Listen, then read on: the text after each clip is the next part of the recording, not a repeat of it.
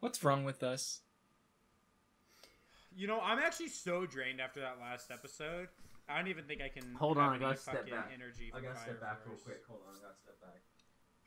Like, I literally just don't have energy. You got kind of mad. AWOOOOOOOGA! 3, 2, 1. 今夜もミュージック君へのラッキー笑い合って抱き合って幸せにほらなれるように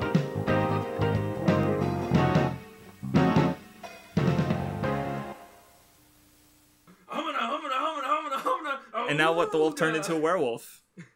Eyes fall out of head. And you're the furry, apparently, Vindy. When what's over here fucking with his fucking persona that he transforms into when he's horny. I've never been horny, by the way. I've never been horny in my life. Just pointing that out. Hey guys, welcome to another episode of the Weeaboo Club Backlog. With me, I have my fellow Fire Force members. Here I have Vindy. Hello, Vindy. Hello. That's not enthusiastic. We're gonna go beat some infernals, so you gotta be more enthusiastic. We're gonna kick their asses. Enthusiasm, sir. Hello. You're fucking... Okay, and here we also have Craftsdwarf. Hi. And that was Craftsdwarf's contribution to this episode. Just kidding. I mean, where's the You want to lie? get your contribution to the episode out of the way as soon as possible? Yeah. Well, I want to explain my circumstances because we kind of, I don't know, like... Yeah, go We for were it. going to record this last week, so I kind of had a moment, though, like less than a week before that, where I'm like, shit, I have to read 25 volumes in a week, and I'm also moving, and oh shit, I've never lived alone before, and renting, and I had to go to like take a 3-hour drive so I could look at places, and so like I have to rush this, and so I was kind of rushing my way through it, there were parts that I legitimately just skimmed, and then oh no, we have an extra week, so okay, I could put it off for a little while, and then like. Basically, I kind of fucked myself, and I was just so completely and utterly disinvested in the series. I legitimately like didn't understand or grasp like some of the most basic shit. Like, I thought 2 of the characters were the same person. This is so like. It's sad, I agree. Like specifically, the moment I dropped it, it was it's a spoiler technically, but no one will actually know unless they've read the series. When the 6th pillar showed up and there was another character with him, like an adult, and I was like, okay, 2 new characters, and then like, wait, no, this guy, he started talking, and I'm like, wait, did this character show up before? And I was just like, if I could have had any investment, it was just gone because like I just realized how much context I'm missing, and like, I don't know. The other part is that like I was thinking about like. Every time I thought about reading it, I just lost energy, and part of that is because like, well, you guys were liking it. Like with Ichigo 1%, I also lost energy and I was about to drop it, but like then you guys were reading it and you were hating it too, so I'm like, okay, we'll all hate it. But with Fire Force, you guys actually really liked it, so now I'm like, okay, so it's gonna be MHA 2, where I'm just like, I don't care, and you guys are talking about it, and I don't know. It's just like. Well, here's like, the thing. I didn't have anything wrong with it. I just like, I don't know, like I said, circumstances, I couldn't invest myself in it. So I did, however, see you talking in your server, and you said you were reading Soul Eater, and you said something that was pretty Chad-brained, where you said the beginning was like way better than Fire Force's. Which I haven't read it or Soul Eater yet. Someone else has just been reading it, and they like posted pages of, I guess, one joke where there was like a note that was really depressing, and like 4 characters read it, and they like separately went into a corner and were really sad. And then this 5th character comes along, who's like, I guess they're naturally depressed, and they just like join in without having read the note. Oh god, and like, wow, you guys are being sad in this corner. I'm gonna join. Like, I thought that was funny. Like, and so I'm like, well, so yeah, with the question earlier, I was like, well, I already think this moment in Soul Eater is funnier than anything I can remember from Fire Force off the top of my head. And like, you guys were also talking about how like you like the characters in Soul Eater way better, where with Fire Force I kinda never gotten invested in anyone. So which like yeah. Think that anymore. I would say there is one character in Soul Eater that stands far and above everyone in Fire Force and Soul Eater. But besides that, I'd probably say I like Fire Force's cast more, if I'm being honest. Well, My thoughts on Soul Eater's and Fire Force's cast are the same thing that Vinny said regarding Bakuno and Durarara, where collectively Durarara's like when Fire Force's cast is when you look at them as a whole, when there's so many that are interesting, that I'm like, yeah, that's kind of neat. I mean, that's good. There's some standout ones that I think, but they're in general feel good. But then you look at Soul Eater and the Chad God Black Star comes along, and then Death the Kid. Yeah, Black Star is just so. I mean, Death the Kid's good too, but Black Star is like I one of my favorite characters. I legitimately think that like Soul Eater probably has one of the best like main trio of like cast members that I've seen. It's so not trio. What is seven pull that has like it's really their dynamic is so like it's really good but like this is no knock to Fire Force. So let me explain my history of Fire Force real quick because real quick, let me get one thing out of the way. I realized, never mind. Well, no, go ahead. What? Oh, well, because like I wanted to say about how like part of the because you guys have read Soul Eater before, so you already have like an in with Okubo and his manga. Where this is my first Okubo thing that I've read, so like, and you even admitted that you don't think the beginning is that good. So like, right off the bat, I was kind of uninvested, and then like, oh shit, I got to read 23 more volumes of this. So kind of just a lot of circumstances piling on where Soul Eater, it's going to be like on the Ninja, so I have 2 weeks to read like 6 volumes, so it's way less of an ask, and so I'm gonna reread Fire Force eventually. I just like I would in order to like contribute to the podcast properly, I would literally have to read the whole thing in less time than I had when I was already stressing about having to read the whole thing, so I just didn't. Vindy talk first. Vindy can talk. Or what can talk? Oh, I don't know. Audacity's frozen. That means what can't complain when I say that Okubo is the better Kubo. All right. Vindy, fuck you. Fuck you. But anyway. Yeah, so, okay. While I do like Tight Kubo better, Okubo is a fucking insane person. What the fuck, this man? I love him. We have so much to talk about once we. Yeah. Oh my god, I have so much to say for this fucking manga. It's unreal. Yeah. So Craftsdwarf is right that like he's basically correct because here's the thing: Soul Eater was in my top 10 favorite anime for like almost all of my life until like maybe after I got out of high school. Right? I love the shit out of Soul Eater. Resonance is still in my top 10 favorite anime openings of all time. Imagine liking the anime for Soul Eater. It's good though. The manga's way better, but the anime's still good. Suck my ass. The anime doesn't even have Black Star Mifune 3. So what's the point? I know it doesn't, but it's still good. Who gives a shit? What's the point?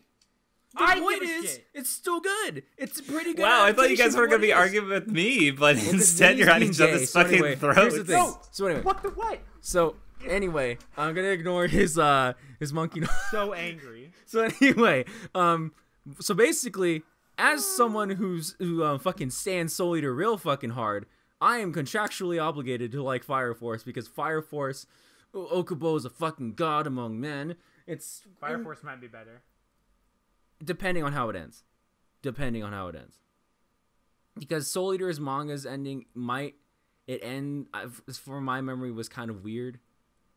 So if Fire Force is a better ending. Well, because like when did you guys read Soul Eater? Whoa!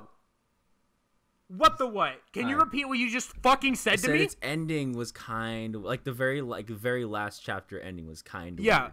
You're a fucking idiot. See, he's getting very mad. I said from my memory. I haven't reread it. No. The last chapter, the ending of Soul Eater is fucking amazing, and the last chapter is like one of the best parts of the manga. Okay, see, I read the manga in like what was it? It wasn't even when I graduated high school. It was when I was still in high school. So it was like 2014 was when the last time I read it. I read it in 2017, I think. Wow, that's 3 years after when I read it. Sorry, 2018. Oh, that's more. That's more, Vindy. So that's what I was gonna say. Is like because we've especially since we started the Weeb Club and stuff, we've all been getting better at analyzing things. So the more like fresh experience, but even like because we have similar tastes up to a point. So God, thank God, like, Craftsdwarf. I might notice things about Soul Eater that you guys never thought about. I'm actually gonna kill. Look. Vindy's gonna kill me for a fucking. What is it? A 6-year-old opinion?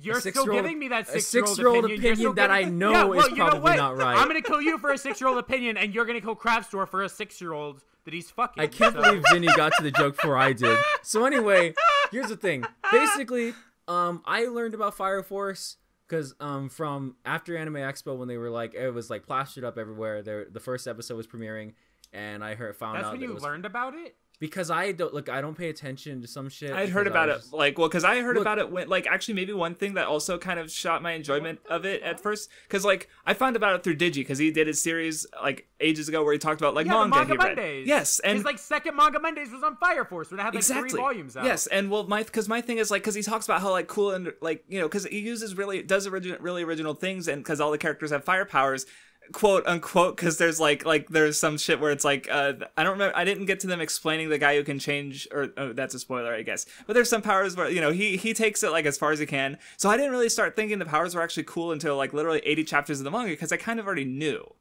so what didn't surprise me, oh wow, guy who uses guns and controls the gun through fire manipulation and gunpowder and shit that's cool, but I already knew about it, so it didn't okay.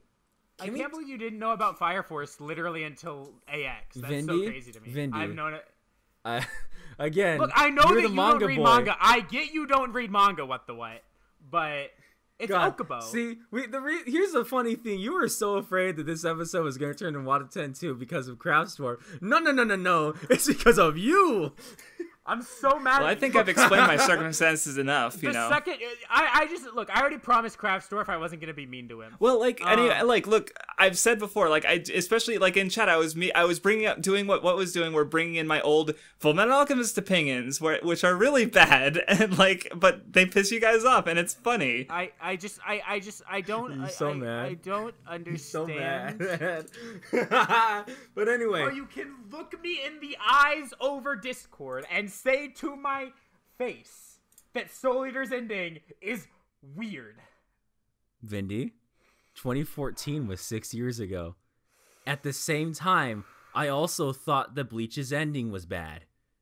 Well, maybe you were more right then. Who Whoa. fucking knows? Okay, so Craftsdwarf, we're gonna have a conversation with you because he's being the one. It's so funny. Right, I thought I was gonna be the one arguing, yeah, but you guys are fucking gonna kill each other. Look, it's the reverse of the WattheWut episode. And it's kind of funny, but anyway. So basically, I remember watching the first episode of Fire Force because I watched it first because my Unga Bunga weird thing.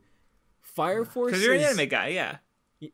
Okay. Yeah, I agree with Craftsdwarf now. So yeah, anyway, Fire Force, I remember standing Fire Force real fucking hard from the first episode, but then falling off. The classic WattheWut watches episode 1 or reads chapter 1 of a manga and is like, oh my god, this is the greatest thing. Now. It's one of my favorite things ever. Yeah, but I was right with Octage. But anyway, Fire Force is... Fire Force is,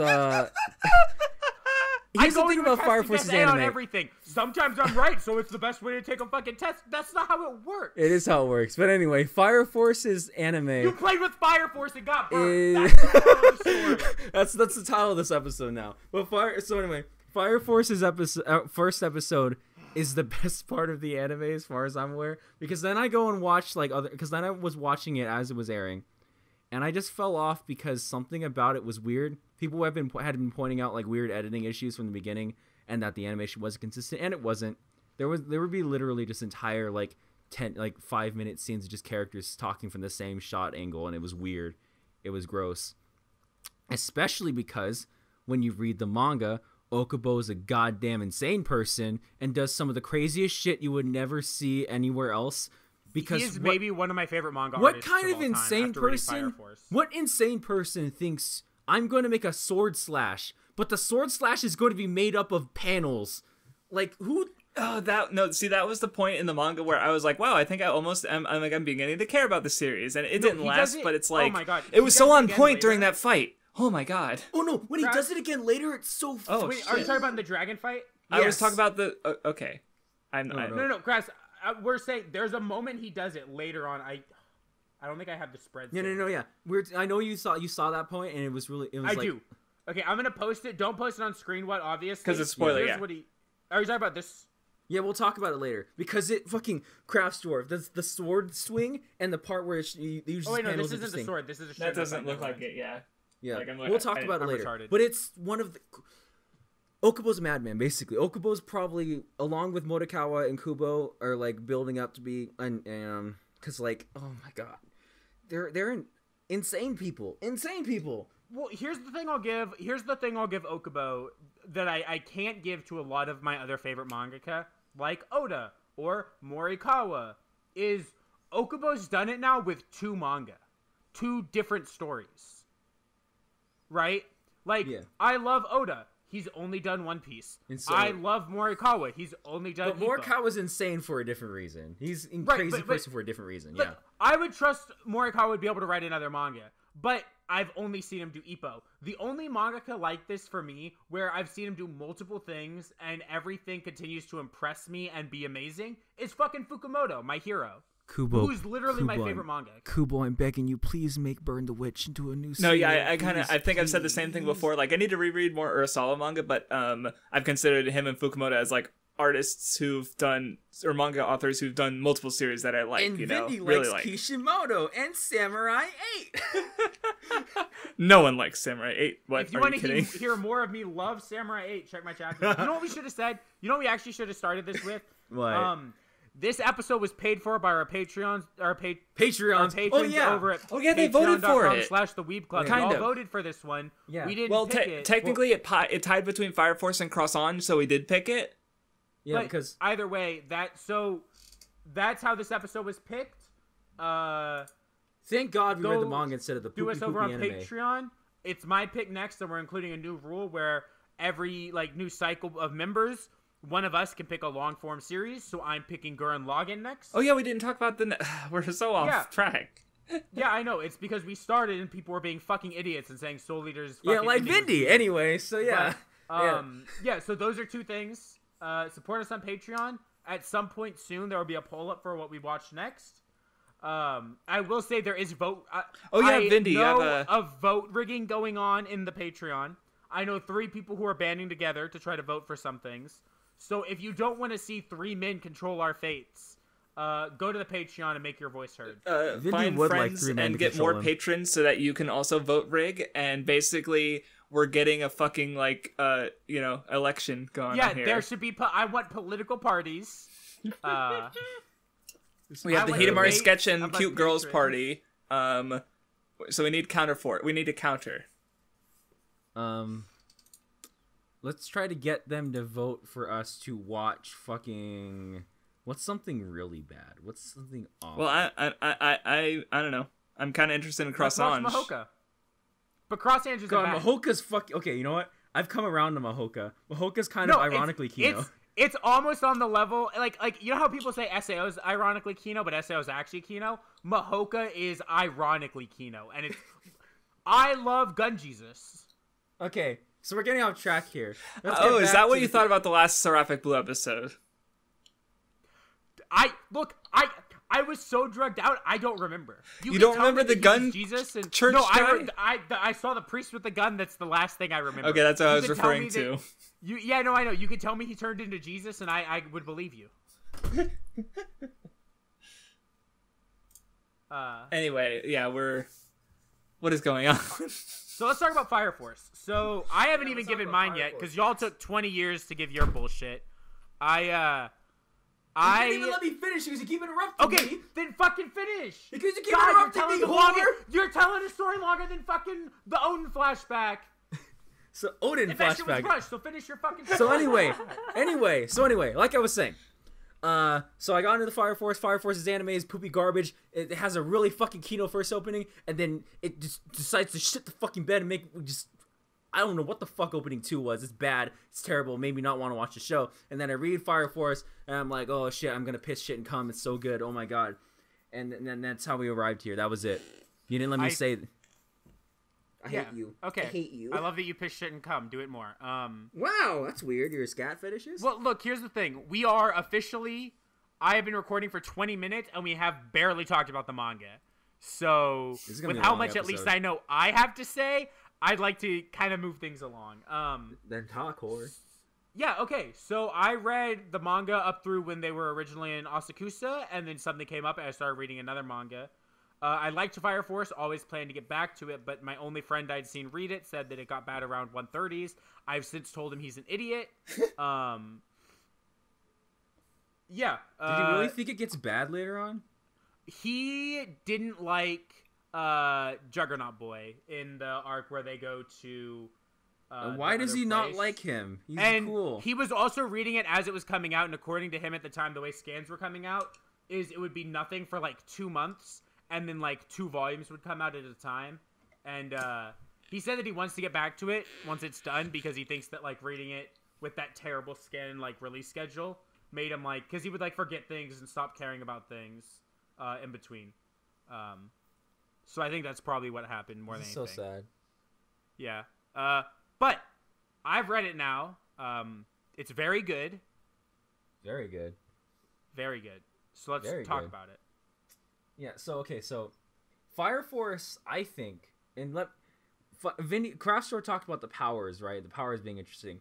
I love Fire Force's power system and the way it uses its abilities. Because fire is probably one of the most overrated powers that people will use alongside lightning and shit. But the way this manga uses it is absolutely insane. Well, I think that the thing for me about it that I love so much about the way it uses its powers is it's more than just that it uses the powers well. This is something that starts coming in later when my crackhead chemist boy shows up, who I love. But, like, there's, like, thought and like actual science put behind some of the powers, you know? Yeah, it's kind of like why the Index series is so fucking interesting to me, because like when it comes, at least on the science side of Index, there's like at least a scientific basis. So you mean for all the Railgun? powers. Yeah, but you know you gotta say Index because Unga Bunga, because look, I can't say just Railgun because Accelerator also does that, but whatever. But I like him. Accelerator is so fucking cool. But yeah. Because Fire Force goes hard into the science of you know, kinetic energy and heat and like all that shit. Because it starts off, the first fire power we see is just Shinra's fire feat, and like you would think that is kind of like the kind of a boring power at first, because like, oh wait, in this world where everybody controls fire, this guy just shoots fire at his feet. But then they fucking wild out and do some crazy shit with what he's able to do with the fire, just the fire feat, right? Like, he's able to accelerate and then kick the shit out of people. He's able to, like, explode people with his fucking feet. It's insane. And I'm like, you don't think about this shit, because, like, it's just really interesting. And then they explain it with, like, they explain it with, like real world science and shit, and, like, how, and, like, different applications, like, they introduce like hand signs, they introduce like the flow of chi and stuff like that. It's really interesting. Well, what I was gonna say, because you said fire and lightning are like, yeah, they're definitely easy to do in an uninteresting way, like, you know, fairy tale, not to just fire. You know, it's not, you know, he has like 1 or 2 like applications that are kind of neat, but it's kind of rare. Where like, because you know this manga, like, because lightning has like Eneru and Kilo, who just do some really cool shit with electricity. But then this manga has like everybody, so you know, it's cool. Well, I think there's also some others like even just Shinra, right? First of all, I love hand-to-hand combat bullshit. It's like the coolest fucking way to fight. Kicking is like the best example. Kicking is like the best example of that. No, and then the fact that shit. I'm sorry, go ahead, because it's so cool. It's so the fact that like Shinra's power is all movement based, which Okubo's art translates perfectly to, because the way he draws movement in a manga is phenomenal. And then the fact that he keeps repeating, like, you know, mass is 1/2, or no, what is it? Kinetic energy is 1/2 mass velocity squared. So for him, it's about like going fast and using movement in like a way. So it's like a cool way to have a main character with fire powers that are simple, but it's not boring and it's not used in boring ways at all. Look, his fighting style is either flying or breakdancing from the first part, from the moment it's introduced, and that's already cool. And they don't even do like the other cool stuff that he does, and he's like the first, and that's just like the basis of this manga turns fire, a jetpack feat, into something really interesting and like fleshed out in the way they do it. It's insane, because then we don't even get to the way other people use their powers, because then we got like wide control of flames just with your mind. We got plasma swords, probably the coolest application of plasma that I've seen, because okay, Vindy. Yes. Plasma cape. Yeah. Plasma cape. Look, he gets a fucking plasma cape, and he's gonna get a plasma full suit of armor in his last fight in the manga. You know it's gonna happen. It's gonna happen, and I'm gonna scream. We should, yeah. Well, I think there's a character that comes in at a certain point. I've already kind of mentioned him, but I think when he comes in, the actual idea of everything in fights gets maybe 10 times better. Just because, once he comes in, the entire thing just becomes about, the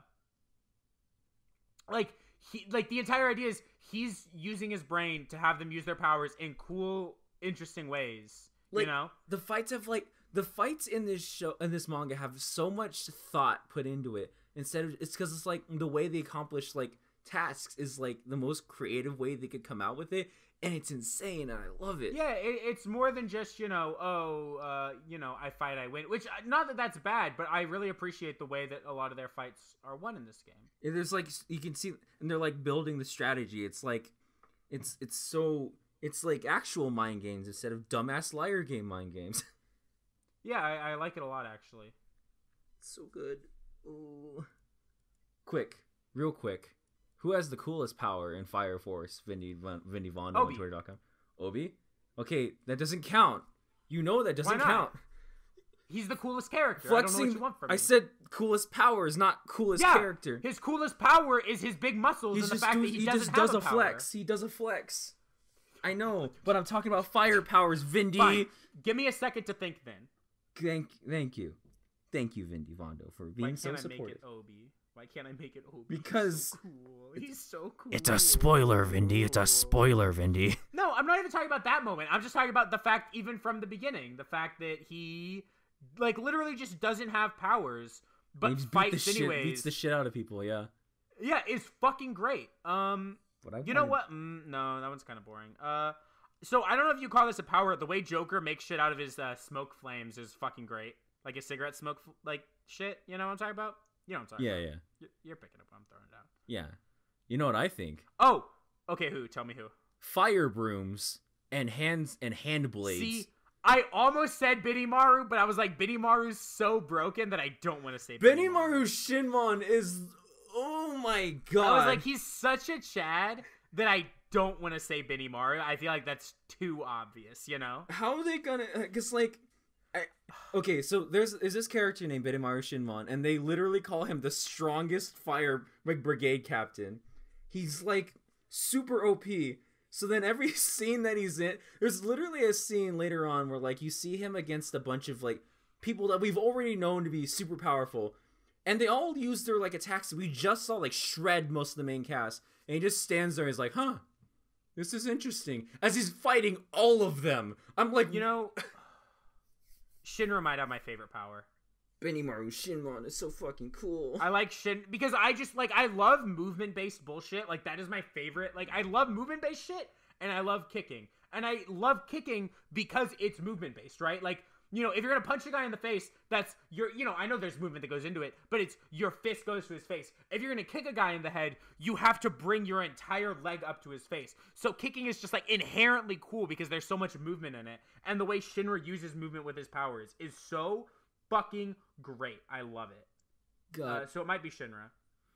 I also like the man that got completely owned, who could see people with see their fire signatures. Oh yeah, his funny. Look, the fact that they're able to do so much with just fire as a basis for the powers is it's insane. Because I was looking at it, and every time I look at a power system, I'm always thinking for stories I can write and ways you can execute powers. Just from Fire Force is able to come up with so much shit. It's insane. I do want to say I don't think every power is good. I like her as a character. I think she's super hot, but Tamaki's power is not sucks. Interesting. It's me fire cat girl. It's so dumb. Tamaki only exists so that she can be hot and it has some good writing throughout. Yeah, but we'll talk about it. It's Tamaki's power is sometimes I'm watching this and there's a part where they give her something to do, but then most of the time I'm like, why the fuck are you here other than yeah, and even the one thing she has to do is based around the fact that her ass is fat. So it's so. I love that Craftsdwarf never got to that, so he doesn't know what I'm talking about. No. Yeah. Do we want to get to spoilers? Because like what I want to do is I want to get to spoilers and then just go through the manga. Yeah, let's do that. Basically, everybody, if you want, skip to the also spoilers. Specify what chapter we read up to. 207. It was the most current one for me. Yeah, I assume for you. Yeah, the Obi retrieval arc just ended. God, oh my God. What?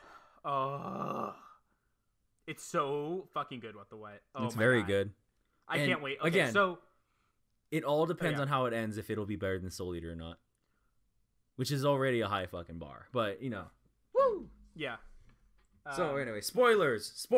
Right. So again, really quickly, the fact that we think this could be better than Soul Eater, which I should have said Soul Eater, one of my favorite battle shonen. It's like I would give it a very high 9. It's fucking great. The fact that this could be better than Soul Eater means you should give it a read. Read it right now, but don't watch it. Watching it will make you want to end your life. Okay. So we're in spoilers now. Spoilers. So I wanted to ask you, when do you think the intro that you don't like ends? It happens. Like, when do you think around, it starts getting good? It happens definitely before Vulcan shows up. Before Vulcan. Okay. Would you say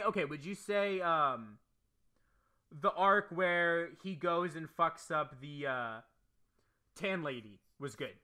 Like, yeah, that was for me. That was the first. That was like I was like, oh, this is kind of good. I would say that's when it starts picking up from the beginning. Fire Force's beginning in general is just rough, because I do think there's some great shit. No, there is.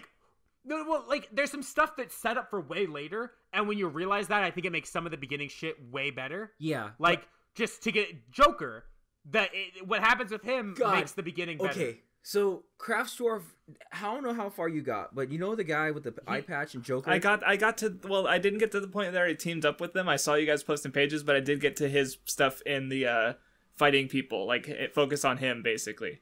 There was a bit of that. The reveal that they're actually the good guys was actually some of the coolest shit ever.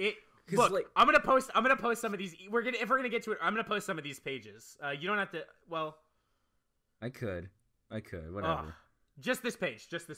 God, the anti-heroes. Oh, look at them. I love Joker. I love the arc where Joker and Benimaru go fuck up the church. That was fucking Kino. Even more funny because you know that Benimaru, if he wanted to, could destroy everybody. And then when fucking my favorite part, when Burns shows up, and then Benimaru's just like, "Oh hey, this looks like fun." There's this hilarious moment almost where, like, oh my God, so like they get to the bottom thing, and Benimaru's like, "I came here on a whim, so what am I actually doing here? Because I'll just turn on." He doesn't even know. He's like, "Bro, I saw you beating people up, and I was like, I don't like these people anyway, so I want to beat them up too, and it looked fun, but I guess." He's such a Chad. I love him so much. The best part is Joker only takes on one guy, but then Benimaru's like, "I'll take the rest, I guess," and it annihilates all of them. And but it's a great fight for Joker. Yeah, it's a great fight for Joker, but then you realize Benimaru is right next to him, and it's like Benimaru could like end every single person in the room's lives if he wanted to within a second. God, he's great. Benimaru is the fucking Kenpachi of this manga, and that's how fucking great he is. So okay, when do we want to talk about all the members of Company 8? Do you want to do that just now? I want to talk about the beginning. Why the beginning I think is so rough. Okay. Because yeah. The beginning, because it needs to set stuff up for later, and it doesn't want to bog itself in like typical like exposition bullshit. It kind of just does both. Like it starts introducing the fact that the fire brigade the Fire Force might be hiding some shit that has a dark secret. In chapter 5.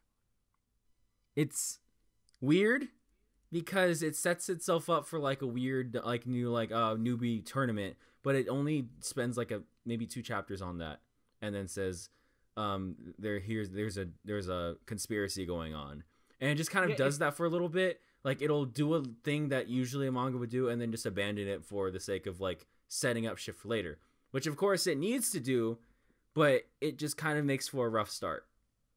Yeah, I feel like it's so insanely dense for a 20-volume manga. It's kind of mind-boggling. Like, it's just kind of like it does too much to the point where it's kind of like, I know this is going to be important later, but as of right now, I just do not care. I'm even just saying as a whole, I think the manga is so insanely... I don't want to say it's like super fast. It's just like it just goes thing to thing to thing to thing. No, when it does it later on though, it's like because everything's been established and gotten out of the way, it doesn't need to like explain shit to you. It just kind of I have one arc I think it should have explained more, but we'll talk about it. Yeah. I know which one it is because you told me before. Yeah, and I hope you'll agree with me once I explain it. But yeah, that's so like I agree with you to a point. I just like the art was so good for me early on. I just almost couldn't care about the writing until the writing got good because I would have read it and praised it for the art no matter what. Like, let me be honest here. A part of the reason why it's sitting at the score that I have it at right now, not higher, is just because like I'm unsure about how it's going to end, and also because the beginning was just that rough to me. Like, it would be 1 point higher if it weren't for like lingering feelings, but it all depends on how it ends. Again, speaking of which, should we talk about characters first? Or should we talk about arc by arc? Let's get through. Okay, let's talk about the opening members of Company 8, and then we'll talk about the other ones as they get introduced. All right. So just starting with Shinra, Arthur, Obi, Maki, Inawa, and Iris. Okay, so let's get this I out love of the way. Shinra. I don't know about you. Shinra's good. Fucking Okay, love Shinra. I told you that like at the beginning when I was first reading it, that the one character that I thought was really good was Shinra, because he's a great main character. I like him a lot. Well, there's stuff that we'll definitely get into later, with the idea of him being a demon and a hero at the same time. That is, when I realized it's probably what made me like Fire Force right now, like the setup more than Soul Eater. But like Shinra's really good. I love his smile thing. I think it's super cool, and it always allows him to have like a cool expression on his face, but also be fucking terrified at the same time. It's a really nice like quirk. Well, I think because he's mentioned the Soul Eater thing, I think that's the difference. I think because Soul Eater does the opposite of what Fire Force does. It just eases you into like the world and how the world works and each of the characters. Yeah, it spends an entire volume on just introducing the first main tree, like introducing the three like groups. The three main groups. It spends an entire volume on that before anything starts. Yeah, and then Fire Force is the opposite. Fire Force introduces you to the whole damn main cast in one chapter and then moves on. It's like... Yeah, and then they all get great later. Because I love everyone in Company 8. I don't know. Yeah, they're good. They're like... They all get some really cool shit later on. Except maybe like... Okay. If you think Iris is the best girl in this series, you're a simp. You're just factually, scientifically proven to be a simp. I literally think almost any other girl... Not obviously any... But I think just about any other girl, I would be like, yeah, like, okay, I understand. Like, I don't understand Iris. Like, I've seen people stand Iris on Twitter. I'm like, even why? If you like nuns, Tamaki becomes a nun. So, and she's hotter as a nun and gets the one. Look, the fact that this manga takes 20 volumes to give me a good ass shot was kind of ridiculous, but I was happy for it when it came. Iris is just so like, Look, Iris serves more for the service of other characters than she does for herself at the moment right now. Yeah. So, like, that's her. Get her out of the way, because I don't give a fuck about her. Let's get her out of there. Let's talk... yeah, Shinra is really fucking good. He's probably got... Like, because when I was first watching, and when I first watched the first episode, I was, like, reading it, I was like, his power... is cool and the way he does it is cool, but I don't see it getting more interesting. But then the motherfucker gets like goes past the speed of light. It's insane. This manga is fucking insane. It's insane to me that this man surpasses the speed of light in like the first super major arc, and like it doesn't just fall into ridiculous bullshit after that. Because it just, it sticks to fucking strategy and proper application of powers instead of dumbass power scaling and making the powers bigger, which I like a lot. It's so fucking good. Well, we'll get into the main character. I think that is the largest reason for that and why I think he's one of the best additions to the manga because of it. Yeah. Shinra's so okay. So Shinra's smile, I liked Shinra from the very beginning. From the first, I think I told people when I first watched the anime, when the first episode premiered, I fucking cried. Because when it had him talking, when it was him thinking back to his mom, he's like, I'm gonna be a hero. I'm gonna be a hero who's able to save people. I'm gonna keep my promise. Deku. Yeah. No, but he's okay. If I'm being honest, people with a smile. If I'm being honest, he's way better. He's better than Deku. He's way better than Deku. I'm not gonna say way, but I will agree he's better than He's Deku. I like Deku a lot. Good. Okay. Shinra's smile is probably one of the most interesting things to me because everybody sees his smile as because he's thinking evil thoughts, but he's just actually just really nervous and himself afraid. Well, I liked it, all the characters in Company 8, his fucking friends are like, yeah, that's just Shinra, and they know what it means at this point, even though they didn't at first. Yeah, even at first, they were kind of like, that's kind of weird, bro. The only one who was a chat about it at first is fucking Chad Obi. We'll talk about Obi in a bit, Vinny. I know you're horny for homies, but we gotta... Oh my god, dude, I'm so... I can't even handle it sometimes, dude. But the fucking... When he finally saves the one person, when he first fights the first Infernal... And he has an actual smile. That shit was good.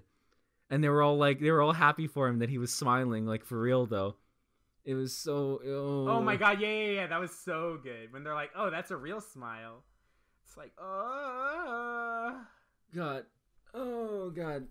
So, I think we'll have more to talk about Shinra as we go along when we start talking more about the story. Yeah. So, that's Shinra. Shinra's good. He's a good main character. He's great for this series. Okay. I guess next, should we talk about Arthur? The stupidest motherfucker on planet I Earth. fucking love how stupid... I love that in his first fight, he forgot that he was right-handed and was sucking because he was holding his sword in his left hand like an absolute idiot. I love him. Fire Force goes all the way with how stupid he is. It doesn't even, Okay. If you thought him, because, Vindy was saying... Because there's a part where, he gets lost towards the end part of an arc. It had been I think over a year since I'd read it, so I forgot. But... Yeah, it was he got lost for the tail end of an arc because he's just that stupid. And Vinny said that was really funny, but I'm like, no, he gets stupider later on. Did you see everything that happens with that fucking donkey? I swear to God. He put the donkey on his dick and was like, I am a knight on my steed. When he was talking to the donkey on the wall, too. Oh, my God. He's so I dumb. fucking love this man. But, okay. His power is interesting. The fucking plasma shit. Because, at first, it's just, he just heats it super hot. And it's a sword. And his power is literally fueled by the power of imagination and delusion. He's the ultimate shuni. He literally has retard strength. No. Arthur literally has retard strength. Okay. The dumber he gets, the stronger he gets. He has retard strength. The fight with him against the dragon guy. I cannot wait for their rematch. It was so hype. Oh my god. It was so hype. Because the entire time he's talking about, he sees a lizard on the fucking ground and goes, it would be really cool if I slayed a dragon. I would be Dragon Slayer. Did you have the reaction I did where the first time he comes in, before even that, and he says, I'm dragon. You were like, oh my god, Arthur's gonna fucking fight I know. dragon. The moment I saw him, I was like, Arthur and him are gonna fight. It's gonna be fucking cool. And then Arthur shows up later because they're all before that, they're like, where'd Arthur go? Did you notice that, they say, oh, he might have fallen off the cart. And Chad Okubo, 10 chapters before, put his fucking leg falling off the cart into the side of a panel. Did he? Yes! He put it in a panel, and nobody noticed. And then 10 chapters later, they show the panel. And they're like, look, here was his leg. He fell off the cart. Yeah. It's so funny because, he's just I fell off. They're like, what happened to you? And they're all, asking, what dramatic question. And he goes, I fell off the cart. I fell off the stage wagon or whatever. And then he sees the guy. He sees the dragon. He's like, and he says, and they're both fucking stupid because dragon's like, I am no mere mortal. I am a dragon. And Arthur's like, even better. Even better. I'll kick your ass more. And the only reason he loses is because his sword's made of fucking plastic or whatever. Yeah, well, that's what. Oh, and then I love everything in the arc where it's fucking Chad Vulcan's like, all right, we're gonna go find Orichalcum, and then he just is too dumb to actually solve the simple riddle. and is like, we're going to the Nether. Well, the answer to the riddle is in the riddle. It says, try the first shop you checked. He's like, we have to go to the Nether, guys.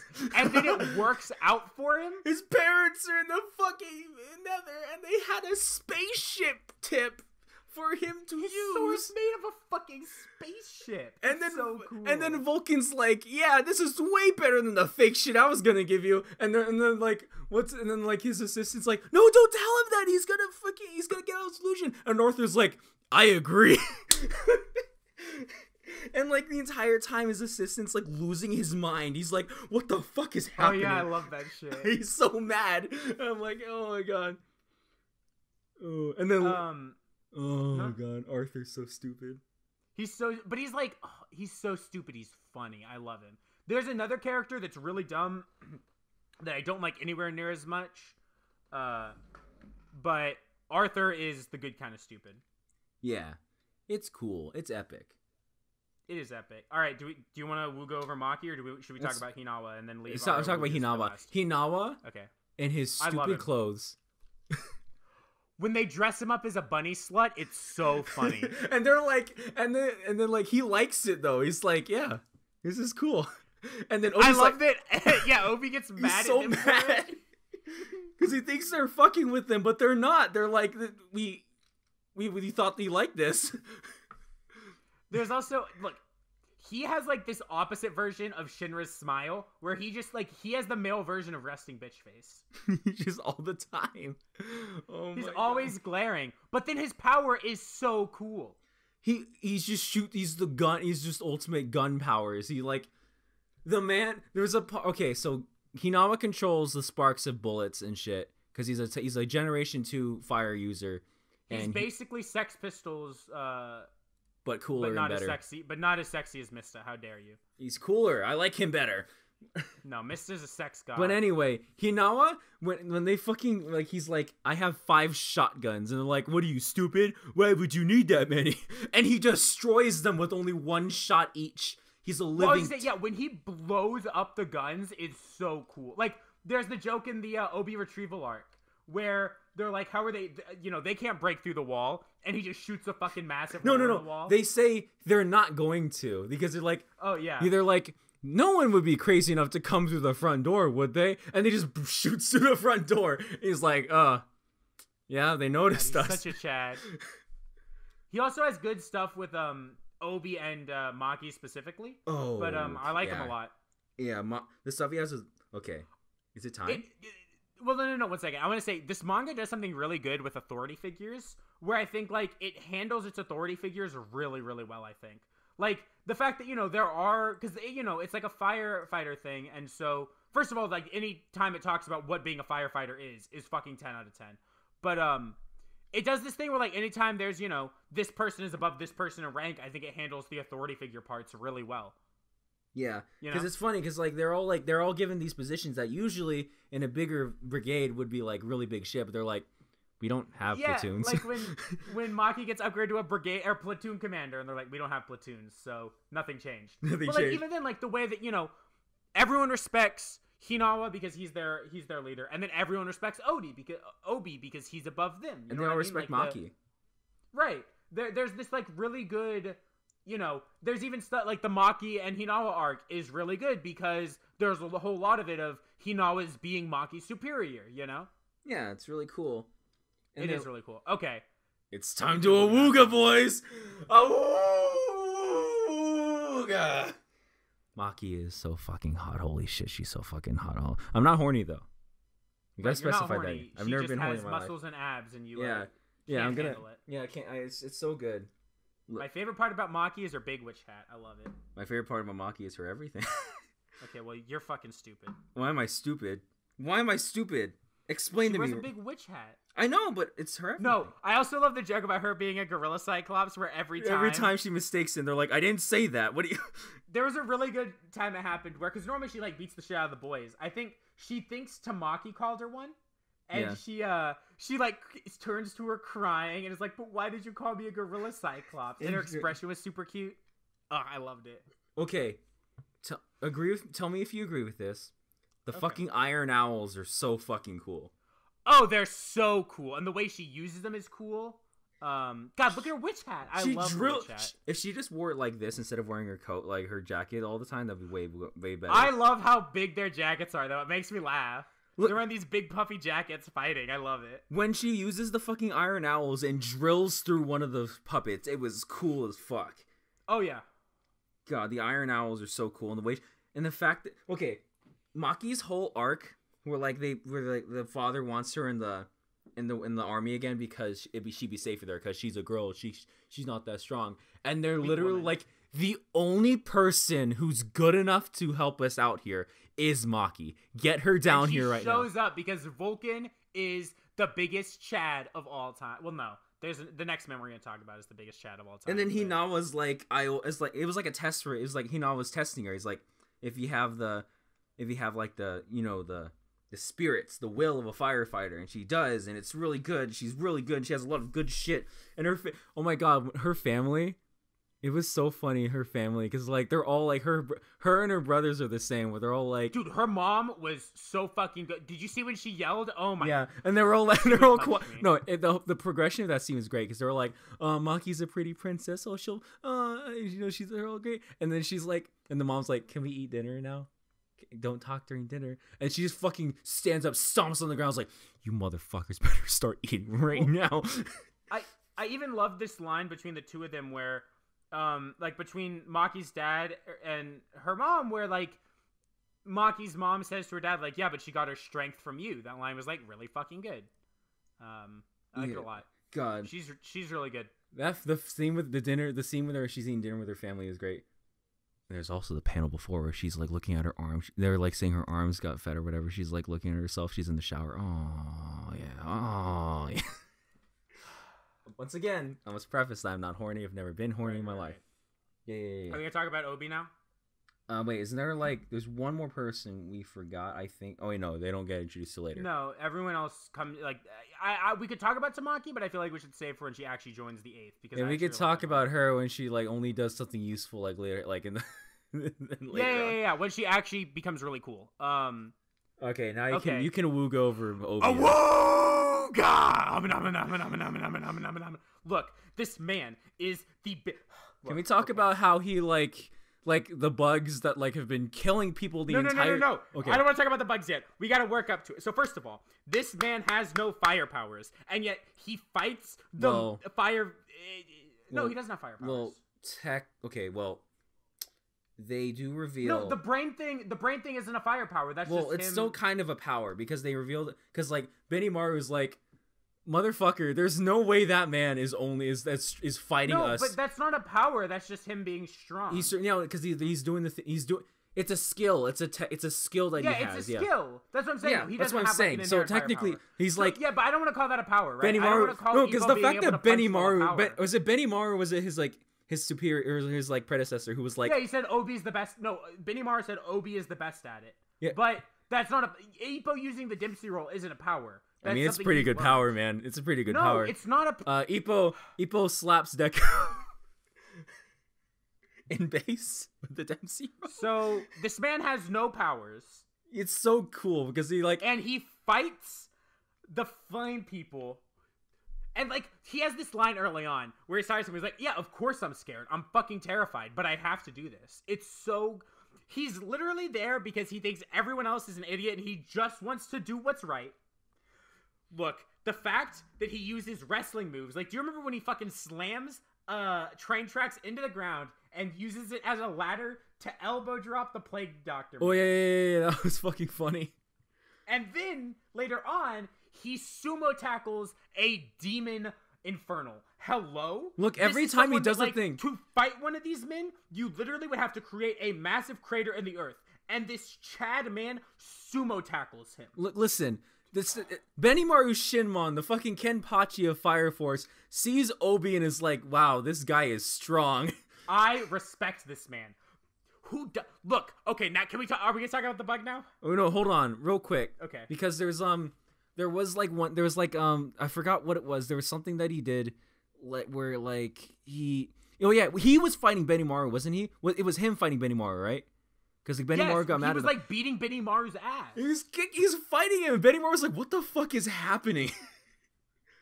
Yeah, and, like, he was kicking Benimaru's ass. And he was I like, love that he has to dress all the way up and put like a mask over because he has like he uses the tools and shit. Okay, oh yeah, that's what I wanted to say. Like there's a bunch of scenes where he's just working out the whole time, and there's one scene where he's just bouncing on a workout ball, and he's just holding all the weights and like he's just balancing them, and they're like, and Shinra's like, is that even like weightlifting anymore? What are you doing? He's such a Chad. He's so jacked. Oh my god, he's so Vindy. jacked. Okay, Vindy. Okay.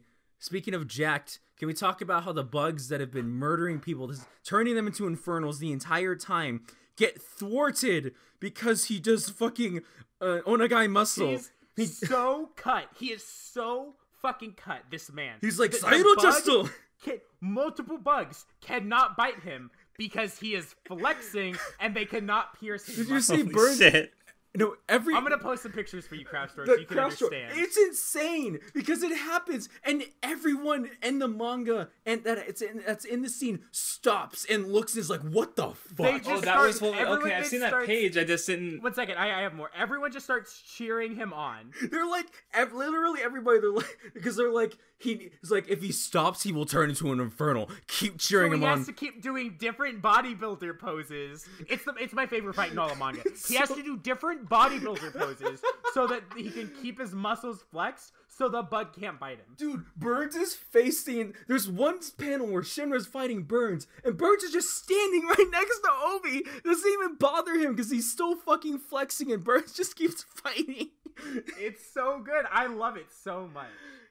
The man is just fucking onagai muscling it up real fucking hard, and it's just like everybody in the scene stops just to look and be like, "What the fuck?"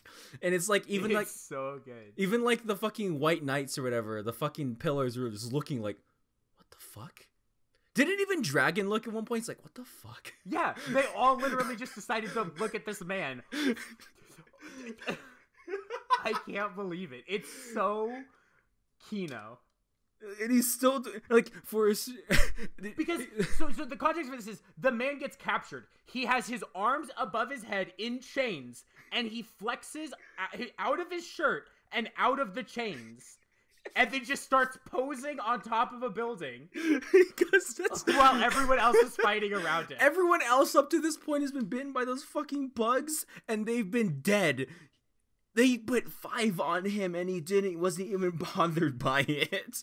And it was funny because like that happened the first time, and he flexes out of it, and they're like, "Hold on, maybe it didn't work right," and they put another one, and it still doesn't work. And then it becomes this thing where it's like, I like the way it's almost used though, where it's like it then becomes a race in time because he can't keep it up forever. So Shinra has to hurry up and kill the guy so they can save Obi. It's great. It's so fun. It's so funny. Okay, funnier was like they arrested him. They arrested him for treason against the kingdom, and he's in his cell, and he does some Uncle Iroh shit. God, he's like working out. He's like, so could you give me water, please? No. We get the water at the specified time. Okay, but I've been working out. I need my hydration, man. I need to get my set levels of I need to get certain gallons of water, right? And they're like, "You're in jail. Shut up." He's like, "I'm gonna get out of here anyway, but just give me water, man." He's so cool. I love Obi so much. He's like my favorite character in this manga. Look, I did love how the entire manga pauses just for his fucking flexing shit. It's so funny. He's like the most Vindy character. I love the man so much. It's so God. Okay. So that's the main brigade, 8th Brigade. They're Did great. I fall asleep when you guys talked about Tamaki? Oh no, we haven't gone to Tamaki. We said we're gonna talk about her when she officially joins the 8th. Vindy's gonna get mad at me. Vindy's gonna get mad at me about Tamaki because probably. Yeah. What's just gonna complain he doesn't like her, but I'll explain why. Yeah, I know why you like her because she's hot and she's hot. It's more than that. I actually like. Well, I wanted to say, because, like, I went into the series, like, people are like, "Oh, the fan service of Fire Force is the worst part." But since I was kind of uninvested in the fan service, like, with her, it's just so, like, shamelessly over the top.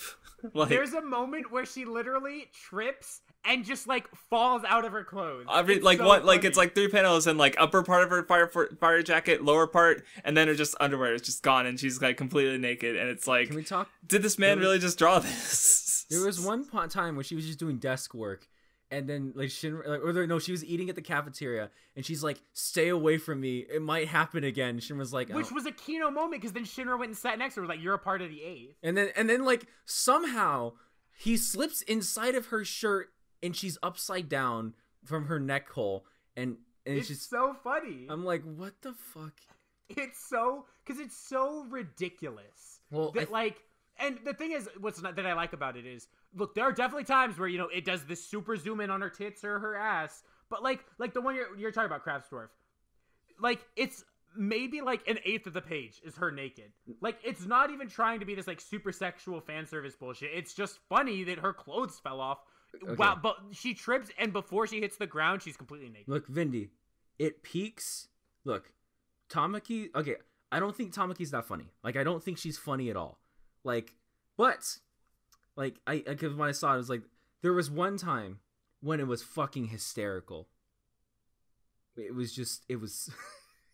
Look, her entire shit with that man is so funny. Because, like, he's like, I just gotta take this step, and then he's like, you know what, it's different with the girl you like. And it's like, what the fuck? No. Let's talk about this. Because the entire time they're talking about this dude, I don't remember his name, but they talk about him, they're like, it's like Ripper or Killer or some either way, nasty shit. Everybody in the villain side is literally talking about he's one of the strongest people in the world. He's so great. He's such a Chad. If anybody's gonna defeat them, it's gonna be him. And the person he's struggling against is fucking Tamaki because he can't handle the horny. It's so funny. Look, I love the fact that, like, in the first serious arc, her fight wins because she falls on him with her tits, then falls on him with her ass, and then Iris hits him in the pole. And then her ass falls out of her pants, and her ass falls on him again, and then Iris hits him with a fucking pipe. It's so funny. And then they high five each other. It's so ridiculous. Like, there's a point with Tamaki shit, and there are times where it's hot, right? There's like, look, I mentioned it already. First of all, when she's a nun and her tights get ripped, oh my god, it was something else. But like, it was used here, and like the one phenomenal ass shot in the manga, and like it took me 20 volumes, but finally some good fucking food. Oh my god. This is literally us, and also the guy. But yeah, okay. Do we want to get into like some of the arcs now? Wait, real quick. Oh yeah. I think we haven't talked about everybody in like fucking the. Okay, I guess. I thought we were gonna talk about it as like the story came up. Okay, sure. But let me just like Tamaki. Like, here's the thing: Tamaki for me doesn't get good until finally she decides to fucking do something, right? That's what I was gonna say. Is the moment I like is when she decides, because she's even at the beginning only in the 8th because she's on punishment. But I like the moment. It starts right before what's probably my least favorite arc, but like she's like, I'm gonna join the 8th as a nun, and I really like the chapter of her deciding to do that. And then like the fact that she just leaves the 1st and joins the 8th, I think is like really good. No, I think the part where I like her, I actually started to like her, which is it's really late.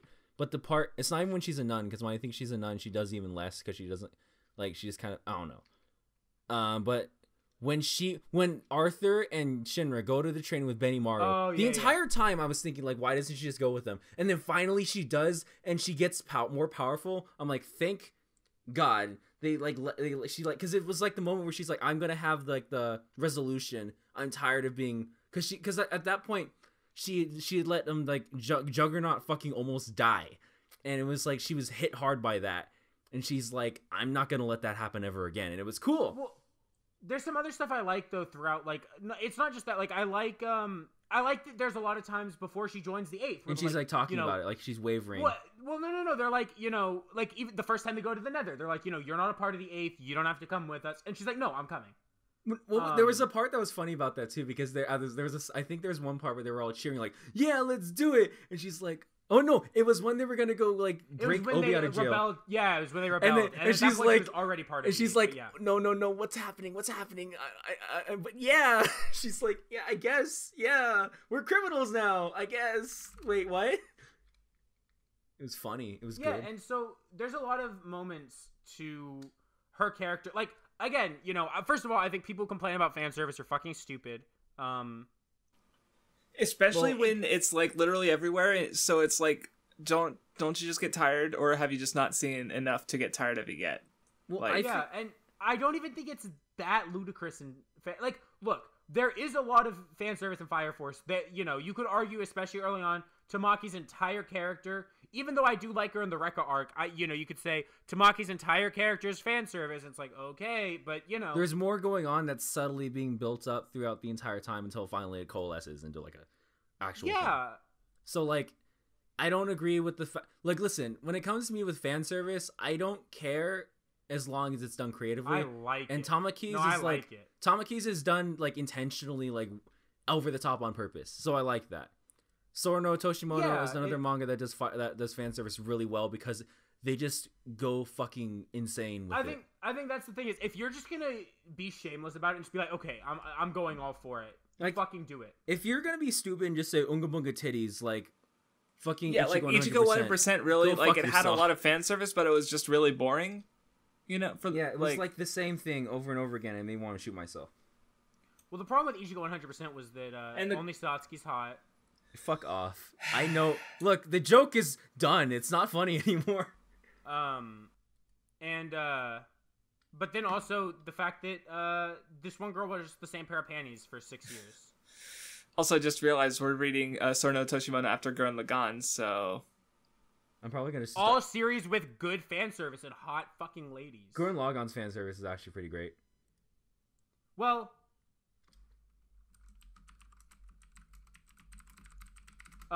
who's clackety clacketing right now? Anyway, sorry.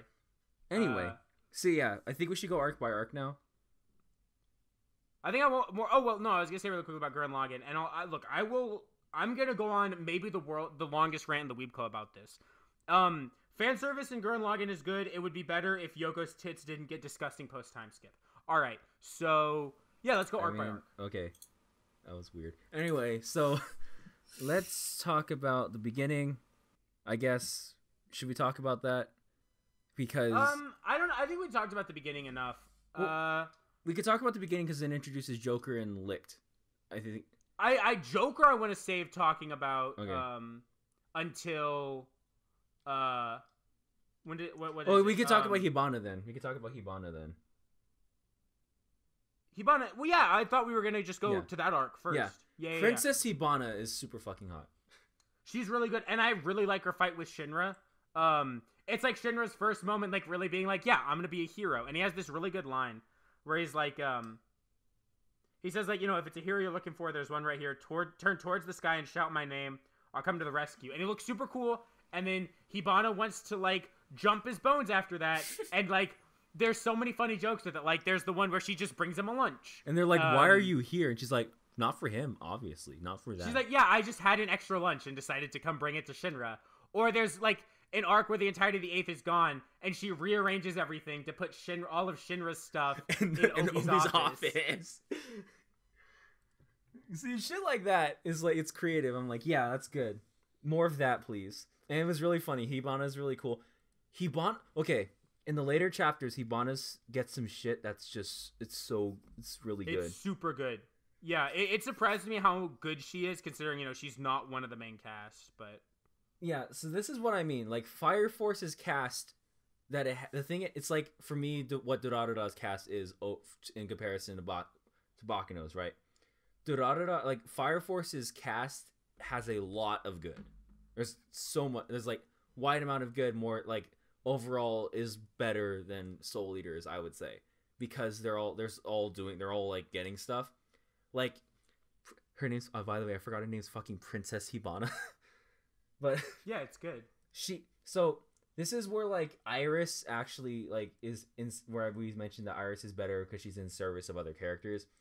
The fact that she's like part of like Hibana's character arc is really interesting, because there's because Fire Force, I was talking about it because I'm gonna make a video about it. Probably we were talking about it, weren't we? Or yeah, we were. And I was like, I was gonna say that Fire Force is one of Fire Force's themes is that like, and it's expanded upon more than just this. It's that fire is something that burns and destroys and causes fear, but it also is like, if used correctly, also brings warmth and light, which is why it's a demon and a hero. Demon and a hero, which is why like Shinra when he punches her is like because she's like, it's the punch that saved her, because she was so like, this world is like, because she's like experimenting on people, because she can't trust anybody. The world has trained her to think that like she was given these powers and she like it was all like pointless. It was all like, what's the point of praying? What's the point of God and all this if they're all just gonna fucking die?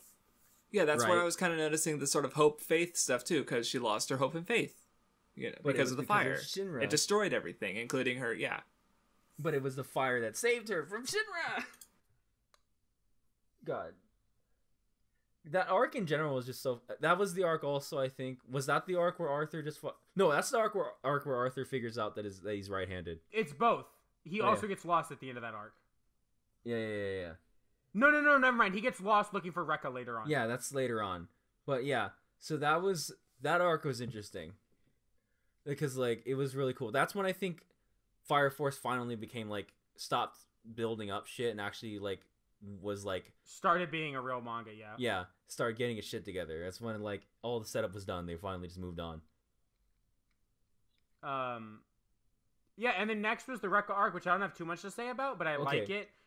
The fight's really good, and the art in that fight and the paneling in that fight is fucking phenomenal. I don't like how Tamaki is just kind of like I don't like what Tamaki it's important for a character. That's the part where it's just kind of like I don't like. Like, there's the one panel where she's just, like, all of her clothes are burnt. And, like, especially the way this is drawn is just kind of weird to me, I guess.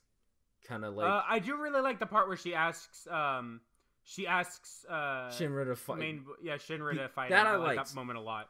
That was the one time where I didn't like... One of the moments where I didn't like the fan service. Because it was, like, during this, like, super, like, emotional, like, shit. And it's just, like, haha, joke. And I was like, stop for a bit. But then we get to go to the Chad Asakusa arc. God, Benimaru Shinmon's so fucking cool. Benimaru's great. Conroe is fucking great as well. Okay, there's their solution to how they like, because the entire arc is based off. There's a guy who's a doppelganger, like he's a shapeshifter running around fucking with people. And so, like, Benimaru's solution to stop it is, like, we can't trust anyone, so beat each other up! But there's so much more to that moment, because it's like the entirety of the arc up to this point has been building up to the idea that everyone treats Benimaru as the leader of Asakusa, but he still feels like Conroe is better for it. Yeah. And finally, there's this fucking amazing moment where Conroe finds Benimaru. And he's talking to him, and, like, Benimaru's like, Benimaru finds Conroe, and he's like, okay, like, what do I do?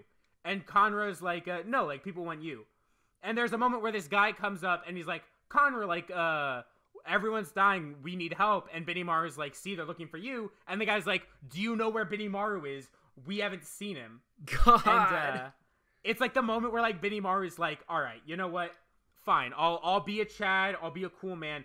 And then he uses his mops to lift the building they are in up to the fucking sky so he can stand on top of a mop on top of the building and yell at his entire town to start fighting each other. No, but it's like... it's like, he becomes such a, like, Chad leader. It's so great. Okay, I want you to guess right now who my favorite character in Fire Force is. Is it Benimaru? It's Benimaru fucking Shinmon. He's so fucking good! Benimaru, if Obi is the most Vindy character, I think Benimaru Shinmon is the most WattheWut character. He's so, because he's literally Kenpachi. He's like I think it's a similar thing to Kenpachi because like he's so fucking good. He goes through like a similar character arc thing where he's like he's not willing to like accept the role that he has because he thinks he's not ready for it. But then he does, and it's so fucking good. His power is insane. His power is literally, they looked and they were like, everything. Yeah, they're like, how can we... He's a second and a third generation. He can use these mops to blow shit up. He also has fire hand samurai swords. He's a monster. But his final attack is... Okay, so I like the fact that they're like, when there was a demon later on, they were talking about... They were like, in order to defeat him, we have to create enough flames that like every single flame user has to work together. Not Benimaru. For Benimaru to beat a demon, it was just him, and he shot the dude into the sky and blew him up with the fucking was it Akatsuki they called the name of the attack? Where he yes. Where the flame is so great, it looks like a giant red moon. Yeah. fucking Kino. It's Oh yeah, he's a Chad. I love him. look when Benimaru Shinwan is like, I don't want to make enemies with the church, but I trust the eighth.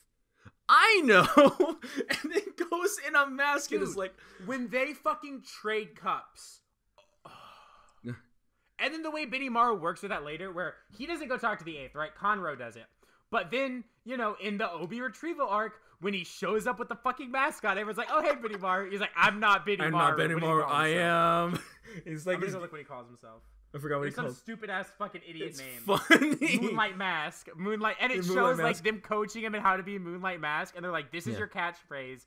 You have to say this. It's No, so but funny. it's even better because he's literally the Kenpachi of fucking Fire Force. Because then every single character that we saw were mopping the floor with the rest of the cast goes at him all at once, and at one by one they cannot do anything to him Except for Obi. No, except for Obi, because he's got no firepower, so there was like nothing to like block. But like it was Chad shit because Benimaru was just standing on top of the pole and he's like, huh. That's interesting. To the dragon guy who was like annihilating almost all of the 8th Brigade.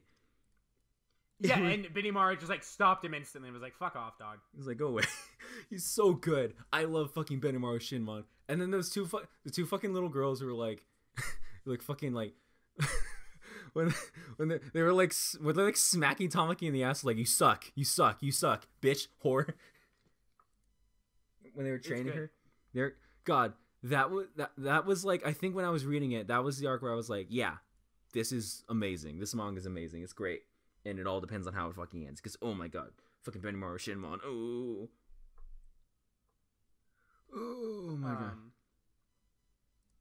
Oh, wasn't it like the guy who's like the one who's protecting the pillar, whose ability was like explosions or something like that? The guy who takes hits and like absorbs the heat and sends it back out. Yeah, that guy's cool. Yeah, but he even tried to fight against Benimaru Shinmon, and he was like, oh yeah, I got fucking owned. No, he was like, huh. God, he's so good. Yeah. When oh wait, and then it was after they fight next time and they're in Asakusa. Or no, they fight during the when they fight the demon. That's when Shinra fights him. Yeah. So no. I was gonna say the next arc is when Vulcan is there, right? Yes, yeah. Because I'm going through my screen caps, just like as a general rough estimate so I know what to talk about. So yeah, next is when they go get Vulcan. So we can talk about how great Vulcan is. Can we talk about how like Lisa is also great too? The whole thing with Lisa. Actually, before even Vulcan shows up, Licht shows up. Or not Licht. Is it Licht? It was Licht. Licht's the crackhead scientist. Yeah, right? crackhead scientist. Licht. Yeah. So they both show up at the same time. So we can talk about both of them. Licht is a good boy. I think Licht single-handedly makes the series better because he adds this element to all the fights of like actual science and strategy that they don't have before. Because he starts like telling them what to do. It's interesting. Yeah, and like it's a really good idea the way him and Vulcan kind of support from behind the scenes. But I think especially the way Licht adds to fights, like especially when they kill the demon or when they're in the Nether and he saves all of like the Tokyo Empire. There's like this level of like I would say he single-handedly makes the series better. Well, and I love his arc as well, where like like the moment where he comes out as an anti-hero and is like, y'all just need to trust me, and they're like, yeah, we trust you. You're a member of the 8th. I love it. No, it was so good because like when they introduced him as like, oh, he might be evil, but then like when they revealed that that Chad Joker's a good guy. It's so good. I was like, because like during this arc is when Joker comes out and protects them, and I was like, yo, this is fucking good. Yeah, because up until this, you don't know if Joker and the White Hoods are working together because it had never shown it. And then it turns out that he's just a Chad boy and he's fucking on the good side of good. Well, but you still don't know what he's doing until Obi retrieval, which is part of what makes it so good. It's fucking, oh my god, it's so fucking good. And so then like Licht is really good because there's that whole thing where the entire time he doesn't know if he literally says like, I'm on the side of whoever I can trust. Right. Well, I love this moment where he's like, you know, I'm gonna die, whatever. Like when they're going to the manufacturer place where he was originally with, and he's like, I'm gonna die. And Shinra's like, no, I'll save you. And then after that, I think is the moment where he officially is like, okay, I'm with the 8th. Yeah, it's really good. I like the one thing I like about the 8th is kind of like a similar thing to, and I know you don't fucking like Black Clover, but like or whatever. No, It's similar to like when the Black motherfucker Bulls... watched my chapter reviews. The most Suck recent my chapter review. pee-pee. I said my favorite part of Black Clover is the Black Bulls. They're great. So the Black Bulls, they have this. The Black Bulls are like a similar thing to the 8th, where it's Also, like, how do I not like Black Clover? I think it's a 7. You hate Black Clover. Yeah, you hate Black Clover. WattheWut actually just doesn't know what I think about You hate Black Black Clover. Just assuming. You hate Black All right, Clover. I'm angry. So anyway, yeah, it's really cool the way like, cause like the way they like the 8th is just like they're literally built off of like built off of home, like bros we can trust. So and then like the way they get Benimaru to trust them, and Benimaru doesn't like anybody in the 8th Brigade. They get Hibana to fucking trust them, and then they get Vulcan to trust them. Vulcan fucking hates everything about the Fire Force, and that's the whole Well, they get them to trust them to a point where everyone who's a member of the 8th rebels against the government. And they're like enthusiastic their about captain. it. Yeah. And they're no, because okay, we'll talk about that. Do you scene. love the spread as much as I do, where it's like them all being like, "Of course we're going," and it's like all their faces packed in, screaming about how of course we'll talk about that. We'll talk about that because that. Okay. So anyway, Vulcan, he's a furry. He's a furry. He's a furry. He's a hardcore furry. What do you think his persona is? As the resident furry of this podcast, what do you think his persona is? A vulture. A vulture? He's Vulcan the vulture. Oh, Vulcan the vulture. I see. Yeah. Oh my god. When his I forgot his assistant's name, but he's great. He's the boy or the super hot lady Lisa. We'll talk about Lisa later. We'll talk about. I want to talk about the sexy lady. Okay. They built a machine that just throws beer cans at people. It's funny. I like him a lot. And then Lisa, he's really good. Yeah. Okay, Lisa's thing is really is like I like the way they had Lisa in there because she's part of like the White Hoods and shit, and she's like fucking like traumatized and brainwashed. Yeah. But because Vulcan's part of her family that they ended up forming a bond together, and it's good. Oh. Well, I like that. Like she actually just also does join the 8th. Yeah. And like helps in the Obi retrieval arc. The fucking tentacles and shit. The way they like point out that her flames look like somebody's being engulfed in it is like afraid. But then she uses her powers later on to fight the magnetism dude. It's really cool. It is really cool. I like it a lot. God. Ooh, yeah. And then like the fucking plague mask dude. Giovanni. He's a weird, disgusting bug man. I don't like him. There is a picture of him where he is. It is one of the most Okubo pictures. It's not a spread. One of the most Okubo pictures I've ever seen in terms of just like his like not his like normal style, but like you know how he does those little like pictures creepy at the start of chapters. Yeah. Well, I don't even want to call it creepy. It's like Okubo's cool style. Like I feel like if Okubo did something and wasn't trying to also just do a normal like manga style, it would all look like this bullshit. Yeah. Because, like, when I think of Okubo's style, it's that more than anything, you know? God. It's the Moon and Soul Eater. It's this spooky face. Giovanni is a fucking weird bug man who, like, grew, like, weird feelers out of his nose. And I don't like bugs, so it was really disgusting. I didn't like it. He's gross. He should die by fire. Bugs also are really important to this story. They are very important. Because they're from hell. So then this man decides, if bugs are from hell... and that's how we got the powers, I will become the bug. He's fucking spooky. I love that Shinra beats him, though. Beats the shit out of him. Every fight in him. I like every fight he has. Look, but his fight with Obi is so fucking great. Because Obi is such a Chad. It's unreal. God. Okay, so I don't have it saved. Do you have the page where Shinra finally sees Sho? Oh, let me see. And then you see that there's just a bunch of panels between them that are blank. No, I don't. God, okay. Sorry, I didn't save it. That's when we start seeing Okubo become a fucking insane person with paneling, because Sho's power. Comes later on. Sho's power is described as like he affects like the heat, affects like the heating of the world to the point where it's like. He like creates basically his own universe, where like he controls everything. Yeah, and so he slows down. Yeah, he slows down time only for himself. In that area. So the way this is communicated, and it's hinted at later on, is literally with paneling where they show that there's panels of nothing between him and Shinra because they're not in the same universe. Oh yeah, that fight was where I was like, oh, like I was enjoying the manga the most probably. Like, God, it was cool. Okubo's fucking insane because I saw that and I was like, holy shit, oh my god. And then Joker shows up to fight against Sho to let the 8th run away with. Oh, God, he's so cool. Every time Joker shows up, he just gets cooler and cooler. And he has this line where he tells Shinra, he's like, if the other pillars have guardians, then I'm your guardian. Yeah, that and was I'm like, Chad Joker. Chad dude. Joker, oh my boy. god, you're so fucking cool. Joker, cool. Joker. Oh yeah. So Vulcan becomes part of the team, makes the Iron Owls one of the coolest things that Maki has because they're really cool and she does funny cool fucking punches. I love all the things he makes. I love his friendship with Obi a fuck ton because they're the two. Well, I guess Licht as well, but like they don't have powers, and so there's a lot of just Vulcan and Obi kind of being homies, no powers. Can we talk about the naked? I was gonna get to that way, but God, can we talk about the naked cat and how funny it is? Why did they lose though? They had Obi on there. Because Benimaru. Look, can we talk about how funny it was? That Benimaru was one of the most popular ones. And was it's just like a picture of him in the bathhouse. And it's like a stealth picture too, and he's like, I knew it. You've been taking pictures of me from secret. It's so funny. And then disgusting Giovanni just had a buff man put on his mask. Disgusting fucking Giovanni.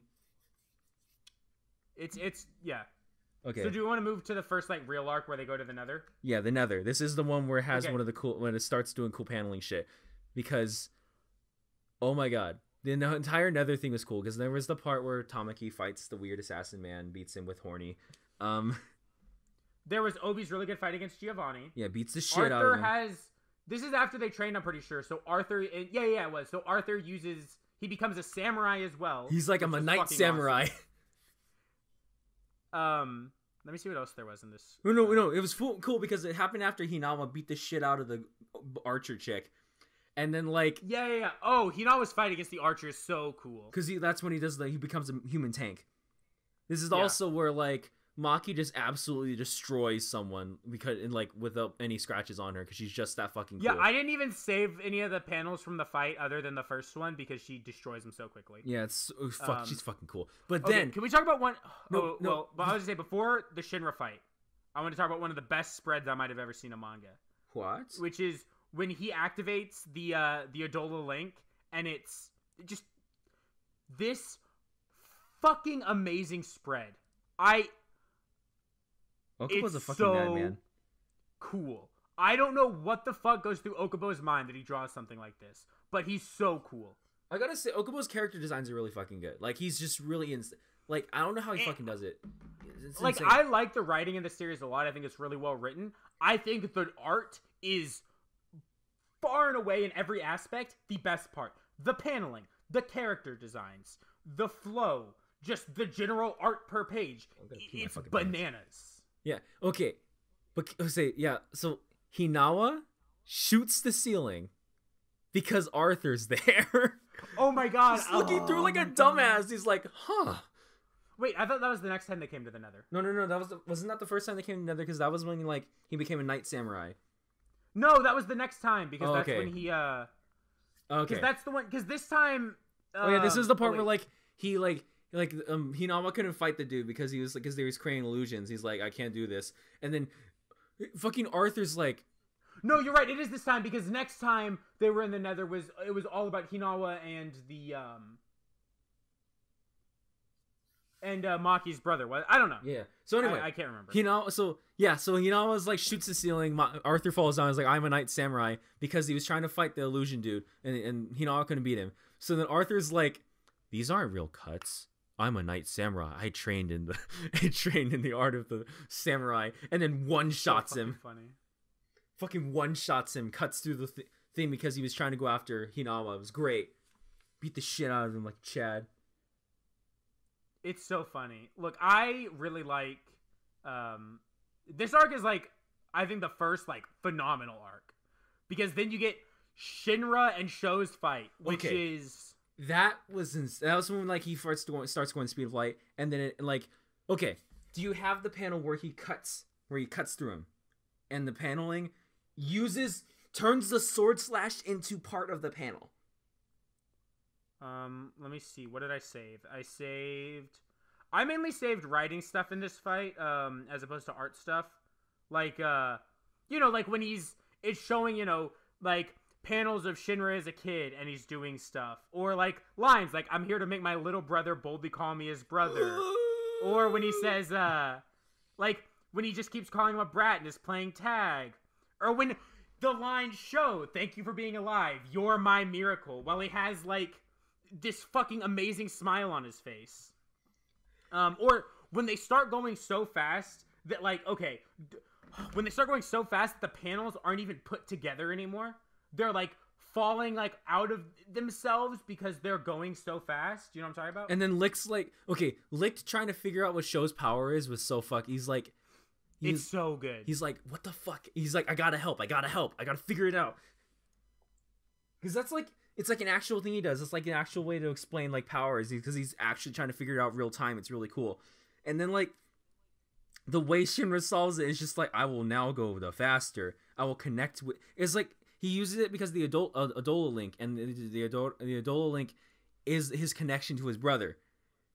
It's just, and that's how he like beats him. He finally goes into his world. He goes into his universe, and like when Sho starts fucking crying after like. Shinra says like I did save the page of Sho crying. It's so and Sho's crying and it's so good. It's so it definitely made me cry. It was so good. And then you know what other part I loved in that fight? It was that like he's like, gets fucked and then the 8th shows up and it's like this picture of everyone in the 8th standing there protecting Shinra. God. Oh, God. It's so good. It's so fucking good. I love it. God. It's definitely, yeah. Then those fuckers took Sho away. Disgusting and stupid Oh my God, the electric lady, when she tries to hit Arthur. And She's hot. No, and then Arthur's like, what the fuck is that? Oh my God, he's too stupid to get fucking brainwashed. And she's like, what the fuck is happening? And he starts slashing at her, and she's like, what's happening? It's the same as like Usopp being too depressed to be upset. I love that just joke where a character is too X for someone's power to work, right? It's always fucking funny. God, it was so great. Because it starts with that. Because she's like, yeah. Because she like fucks with everybody. And then just only Arthur was the thing that was like holding her, stopping her. And she's like, what the fuck is happening? What is happening? Well, then there's that, like, another good use of the powers is the fact that since Arthur has plasma and she uses electricity, Arthur can beat her and knock away her shit. God, I can't wait till that becomes a fight later on after. I hope he beats her because that'd be fucking cool. See, I want him to as well, but I don't know if, like, because I feel like we're in the last arc, or prepping for the last arc now. Yeah, because it's totally gonna end. And soon. like, right, I don't know if he's gonna fight both Dragon and her. Like that seems like a little bit much. Yeah. So I'm not sure. But oh God. Then after that, if you're done with that arc. Yeah, we're done. Because by the way, we've been recording for an hour and a half. Yeah, so. I know. This is probably the longest episode of the Weeb Club. After that it's like kind of a minor one, but the arc where Shinra where Shinra gets mind controlled by the first pillar. Yeah. And Arthur beats him, and like Arthur's just yelling what Shinra should know at him about like protecting people, and it's so. And then good. the captain's a fucking masochist. Oh yeah, I like the cat. I like that Arthur uses them as a shield.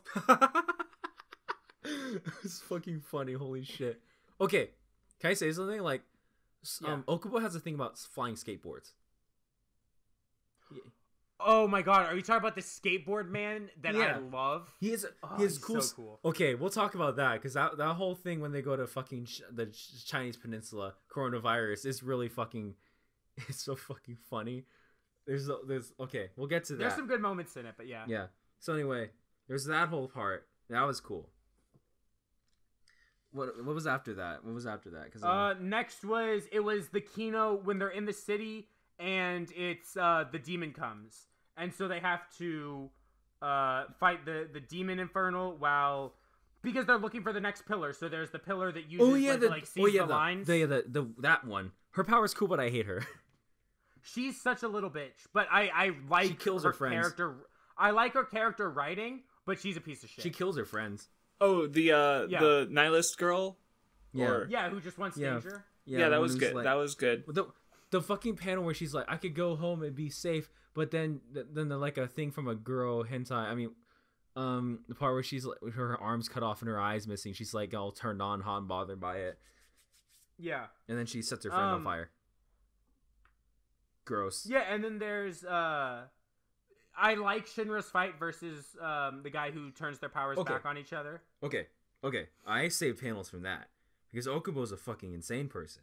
He's insane because. Oh, let me see what panels you saved. Okay, so let me see. Because I've only been saving shit that gets me like either art that has me lose my mind or. I'm on the Octage section of my thing. Okay, this one. When he fucking uses the explosion. Oh my god, it's so good. And then it like fucking ends with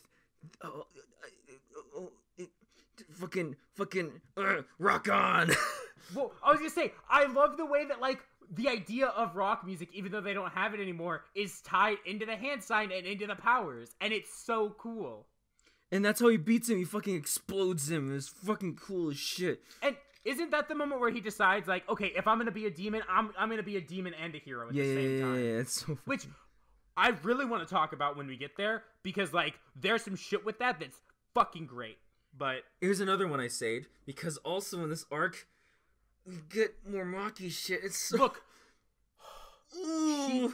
I love the way that, like, everyone has to work. Again, it's a plan from Licht, where everyone has to work together, and she has to be fucking great. But she's at the center of it because she's the only one who can handle it. And they say it. She's like, the only one who's strong enough to handle it is Maki. And it's like, she's so good. And then there's like, Chad Obi like finally unites the Fire Forces for a very small period of time. It's so good. God, the 8th. Ooh, the 8th. Ooh, Fire Force. They're up there with like my favorite teams in like battle shonens, I think. God, I love it.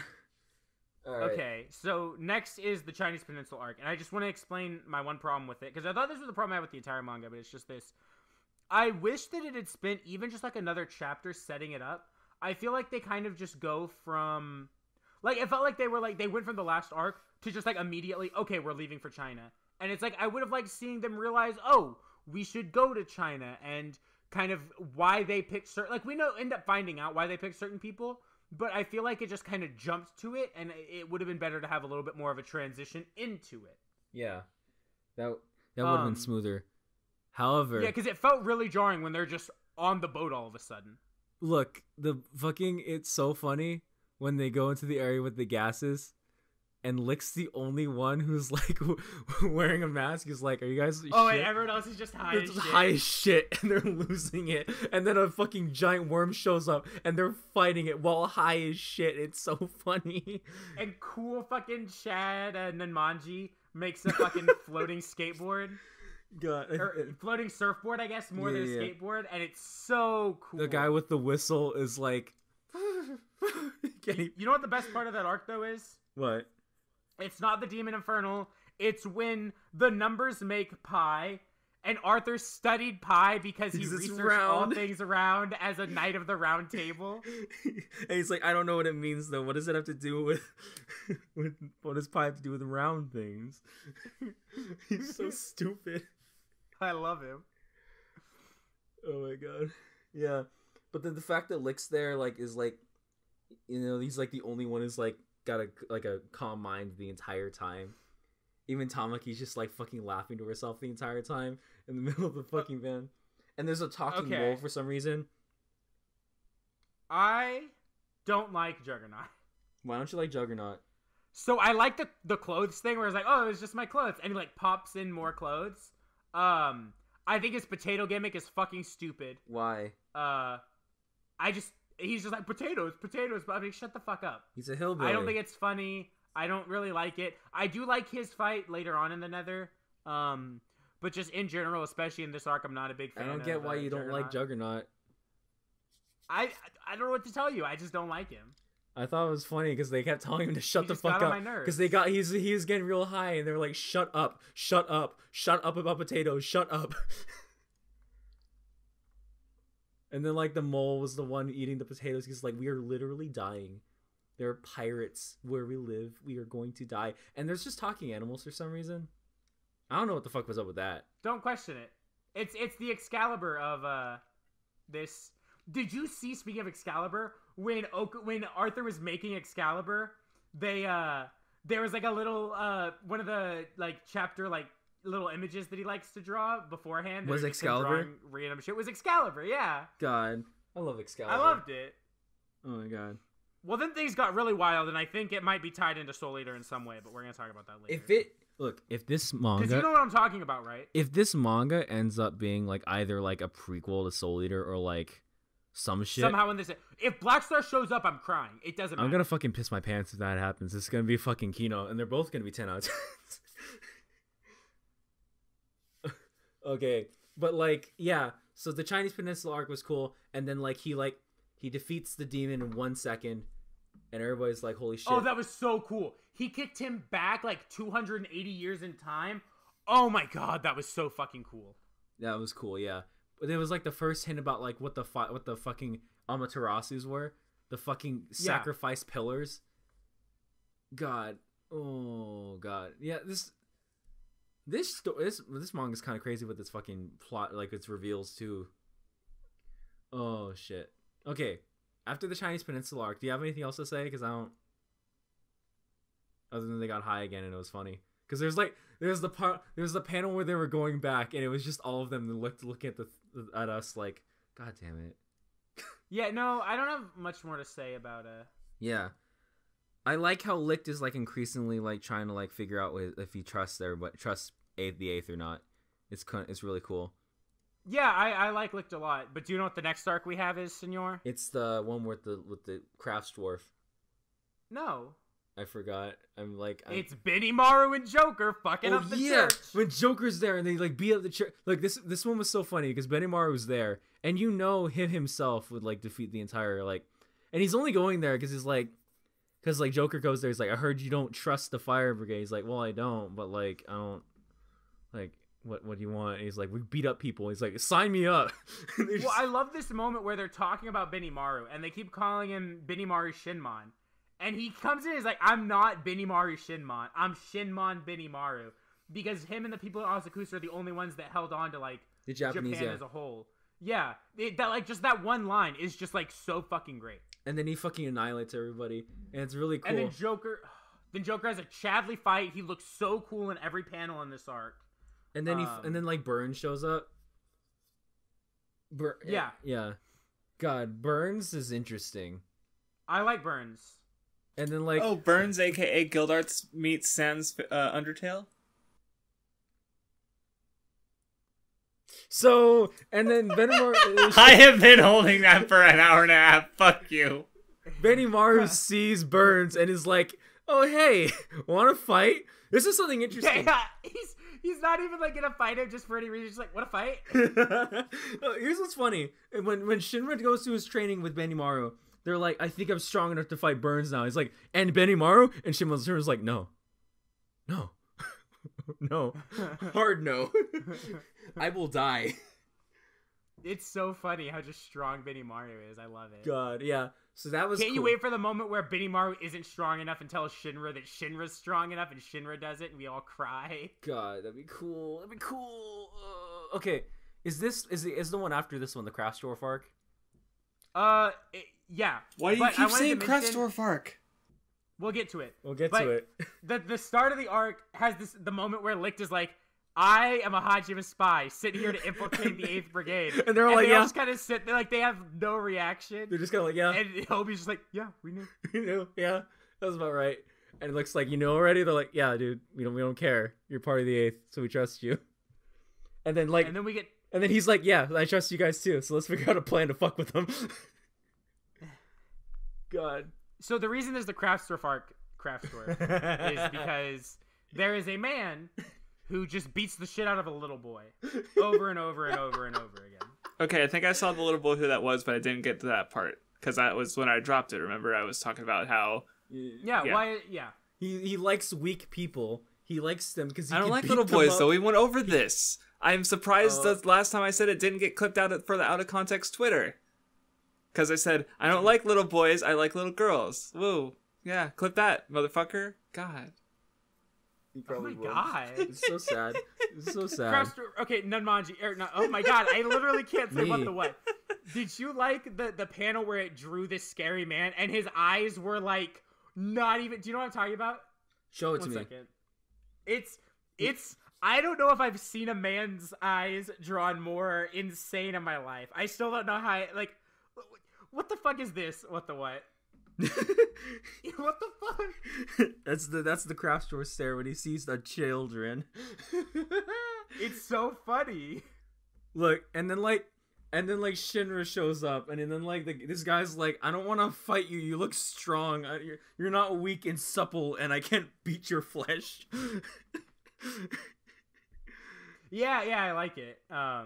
No, but I thought that was cool because the way they handled that was this kid. The reason why he's like the way he is because his parents, their family fell apart because he had such high expectations. Yeah, they were putting all this pressure on him. And then it's solved because this weird abusive man says, "You're fine if you're weak." There's nothing wrong with to keep beating the shit out of the child. Shit out of weak children. But it does this weird thing where it's he's beating the shit out of him, but both of them are content with their relationship, and he's his guardian. He's guardian by beating the shit out of him. It's weird, man. It is a weird... I don't know. His power is smoke. He's fucking smoke from Mortal Kombat. Fucking noob style looking motherfucker. But anyway, it's and then this is where Shinra... Wait, is this where... No, wait. I don't remember. This is where Maki fights the puppet lady and then beats the shit out of puppet lady. And then everybody's fighting over. It's like that fucking one ladder as fucking one thing from WWE where they're fighting over the custody of their child in a ladder match. Yeah, and they're throwing him all over the place and shit. And then he's the one. His power is fucking radiation, right? And just fucking spooky. God, it's fucking... And I like how they're all fighting for custody of him, but then it ends up just being yeah, the weird abusive man's the one who's gonna keep him because he's safest there. Because every pillar has a guardian. Bananas. It's fucking crazy. Yeah, and then so that's the thing. Yeah. Yeah. And then after that was what? They go back to the Nether with the second. Yeah, okay. Which the first thing I want to say about this arc is, do you remember this Chad gunman who's shooting everyone and then he just dies through walls? He sees through walls, and he's so cool. He shoots his gun, ejects the bullet, and catches it on his tongue, and then literally just gets his fucking head chopped in half. And it's the art is more gruesome than I was expecting, and because his fucking top of his head's just fucking missing. Yeah, I was fucking crazy. I was like, they're kidding, right? He's not really dead, right? But then he was just really fucking dead, and I was like, you introduced me to one of the coolest people with the coolest powers, and you get rid of him. And then this is the fight where this is when Maki's a nun.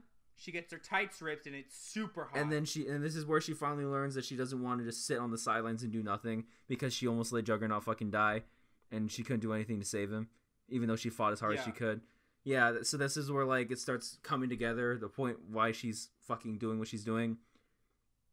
Fucking Licht has an epic plan because this is the whole arc where Maki is this part of Maki's character because they're Maki can't do it because she doesn't have the resolve, but she does. She's part of the 8th, and they trust her. Right, and she shows up. I love the way she shows up is she's wearing her uniform from her soldier but she's wearing job, the coat over it, yeah. But she's wearing the coat and her 8th Brigade witch hat over it, and it's really good. Did she get that really custom made? Too. I don't know, but I like it. Craftsdwarf, what is this fucking since we're close friends thing you just put from Hinamaru's sketch where they're touching each other's tits? Yeah, we could have been watching this instead. Well, actually, that's season 3 or 4, but... Do you not hear how excited What and I are talking about this shonen manga for 2 hours? I just saw it and I thought it was funny. It is funny. It's pretty funny. Okay, so that was cool. This is the arc where what did Arthur do during this one? This is when I don't remember. Arthur starts fighting Giovanni. and I don't remember after that. Yeah, I don't. Yeah, this is like one. This arc I feel is way more for Maki and Tamaki more than anything. Yeah, it's they're the only ones who really do anything, and like, it ends really cool. Because they come to the conclusion once again that Maki's the only person strong enough to do what she does, and the 8th trust her. They trust her to do what she needs to do. Wait, is this not? No. I'm thinking. Well, wait. Oh, we missed something. A really good moment from the previous arc. What was it? Okay, so there's Spooky Man. There's Craftsdwarf, right? In the arc, and then there's the White Hoods, and there's the Fire Brigade, right? Yeah. And the moment where Explosion Man protects Shinra because he's a guardian and blows up the moon was really cool. I really like that moment. Yeah, that was cool. Yeah, that was cool. Okay, I just wanted to go back and mention that. And makes a crater on the moon. Yeah. Okay, so Yeah. Then they do that, and they funnel all the heat into the center of the earth with the help of Maki and her brother, because they need Maki because she's one of the best 2nd generation fire users of all time. She's so good. I don't remember anything else. No, the next arc is Obi Retrieval. Okay, Obi Retrieval is fucking Kino. It's probably the best arc in the manga so far. He gets arrested. He gets the big arrested because everyone has a great fight. I love it. No, because it comes together because they're like, the Fire Force is gonna unite once and for all, and it's because the ally with the White Hoods, and then Burns fucking sees the preacher and then comes back into faith. But what I loved about it is what I love about it is that, like, even though everyone's allied together with the White Hoods, it makes a point to show there are a good number of people who trust because the 8th, of these bonds the 8th have made that are going to support. It flashes right to them, like you see the 4th, they're like, I don't like this is gross, and then you see Hibana and she's like, I'm not cool with this is gross, and then you see fucking Benimaru Shinmon he actually shows up later, but okay, Benimaru Chadman Shinmon. Yeah, so they capture Obi. The moment where all of them are like, we're saving Obi, Do you have the panel? Because remember, because because Hina was like, well, this is going against the thing. I'm giving you guys the option. You don't have to save Obi. And they're like, are you stupid? We're gonna do it anyway. We're gonna do it. Yeah, I love that one. They're all mad about it. It's really good. Then Lix takes him to Chad Joker. Oh no, he goes like, I'm gonna show you how they're the anti-heroes. Yeah, and they're like, I'm gonna show you how to be criminals, boys. We're gonna show you how to be like how to run away from the law. Right? It's fucking cool. I also love this moment when Joker and when Joker and Shinra first show up, and Joker's like, time to play heroes, and Shinra's like, we're not playing heroes. We are heroes. We are heroes. Yeah. Yeah, it's great, man. Okay. And then before the fight starts is this thing that we need to talk about this WattheWut. I'm not gonna post the picture of the Soul Eater moon, but this is the fucking Soul Eater moon. Yeah, it is the Soul Eater moon. We've already seen the normal moon. They have a normal moon. Why the fuck is the Soul Eater moon in Fire Force? I swear to God, if this ends with something tying into Soul Eater, this will be fucking mind blowing as fuck. I think if you want to get real fucking nitpicky, the word soul is in the little text on the side there. That's probably, looking a little too hard into it. But at the end of the day, Okubo knows what he's doing. That is very clearly the Soul Eater moon. From the soul meet death in the new world. What the? Isn't Death a character in Soul Eater? Death, Lord Death is the one who is in charge of Death City. He's the Shinigami who fights against the fucking Kishins. Yeah, this has to mean something. The fact that it's the Soul Eater has to mean something, I feel. I mean, it could just be a cute reference, but, he could... There's no way that's just a cute reference, because they made that moon on purpose. Yeah, no, they made the moon on purpose, and, the scene that this is in is, it shows the evangelist, and it's, they're praying, this page is at the end of a chapter. It's shown that this means something. We just don't know what it means. Because prior to this, we've seen the moon before, and it looks like a regular-ass moon, and they shot a hole into it. We were just talking about, that, so... Yeah. So, this is fucking insane. Well, I don't know anything about Soul Eater's setting, because Fire Force is the future of this world and everything, where everything gets shit, Well, that's the thing is they're not even like intrinsically tied together. Yeah, because Soul Eater's world isn't like it's like our modern world, because there's some weird shit going on in Soul It's just Eater's like a world, fantasy too. setting or a super or something. Yeah, it's like a weird mishmash fantasy setting. There's just witches running around, but also there's like a town with weird modern cafes and like it's a very like gothic aesthetic to the world. Yeah. Like so it's Death not. It's like a City kind of isn't fucking- contemporary. It's like a contemporary fantasy setting, but it's not like on our world. It's like a contemporary gothic. Isn't Death City literally in like Death Valley? I think so. Yeah, it's like this weird like contemporary gothic fantasy setting that combines like a little bit of like monster horror shit, right? Like One of the Halloween guys aesthetic listens to his iPod and all the some damn time. fantasy stuff. Yeah, so it combines all these things to make this like Yeah. really cool, weird, very like aesthetic and unique world for Soul Eater, I would say. So, but it's very different from the world of Fire Force, which is like very cold and mechanical and but it's got hints of there's- like the magic shit from like the Chinese Peninsula and stuff. yeah, it's got something going on. So should be interesting because we never really get to see like a full map of the world in Soul Eater either. I don't think. No, we don't. So, Okubo's a fucking genius. It's literally the exact same moon too. Like it has to mean something. It has to. Mean Okubo's a something. fucking insane person. I think okay. So we all okay. This is gonna be we jacking off Tight Kubo again, but Tight Kubo, when he made You're gonna talk about Burn the Witch being when he made Burn the Witch, and then like everybody, it was just like a cool thing. But then it's revealed that the fucking place they work at is the fucking Soul Society, fucking EU branch or whatever. And then you realize that Burn the Witch, and they highlight it, and it has Bleach in the title. God. Ooh, Kubo, the fucking ooh. Oh yes, that's right. I was looking at the list of anime for the next season, and one of them was Sakura Wars the Animation, which is like based on the Kubo's designs. So yeah, because it's the game, yeah. I don't know if you're such a Kubo slut that you're gonna pick it, but I just noticed I'm not it. gonna watch it because it's just. What's gonna play the game for Kubo? Yeah, no. Buy a PS4 and the video game just for Kubo. I will only. Well, he's gonna be broke after he buys his PC, so we'll have to stick with Minecraft instead. Very sad. Anyway, so the whole fucking Obi retrieval arc has some of the best fights in the entire series. Shinra and Joker versus Burns is probably one of the coolest things ever. Well, even then, so there's the fight with the Magnet Lady, where we already mentioned the way Lisa plays into it. I like that they have to all take off their pants. It's funny. It's funny. Because Tamaki's it was funny because Tamaki's like she does the fucking lecture shit, like her fucking lucky lecturer, and they're like, that's the solution, take off your pants. Yeah, and then they all just stand there with their pants off. I like that. Again, Licked is cool. I love the ending to the fight where they burn a bunch of metal in her ass, in her big fucking ass. And then she puts it on the thing, and then her power doesn't work anymore. No, and then Tamaki's really cool. Tamaki the entire time is like, what the fuck's happening? What the fuck? What are you doing? What are you doing?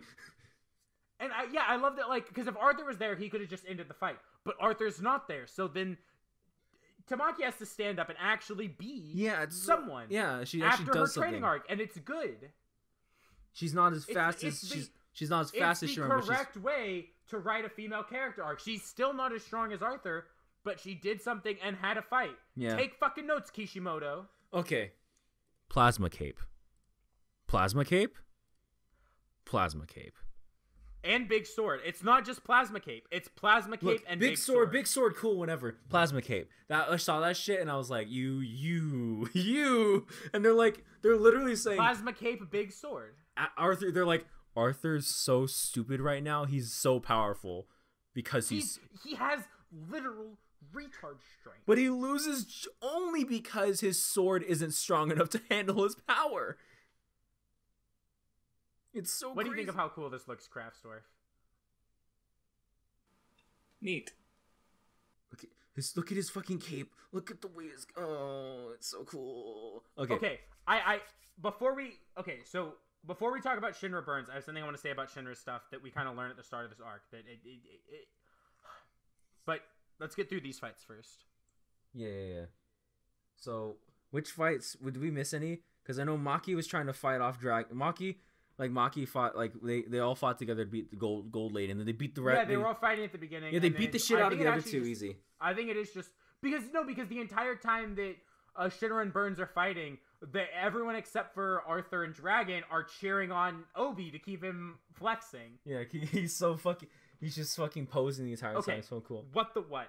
Hi, what the what? Shinra is going to kill God. That is the point of the manga. Shinra, and by killing God, Shinra is going to save humanity. Shinra is literally a demon and a hero at the same time, and he is a hero by being a demon. Vindy, he's gonna do that, and then the world's gonna turn to the Soul Eater universe.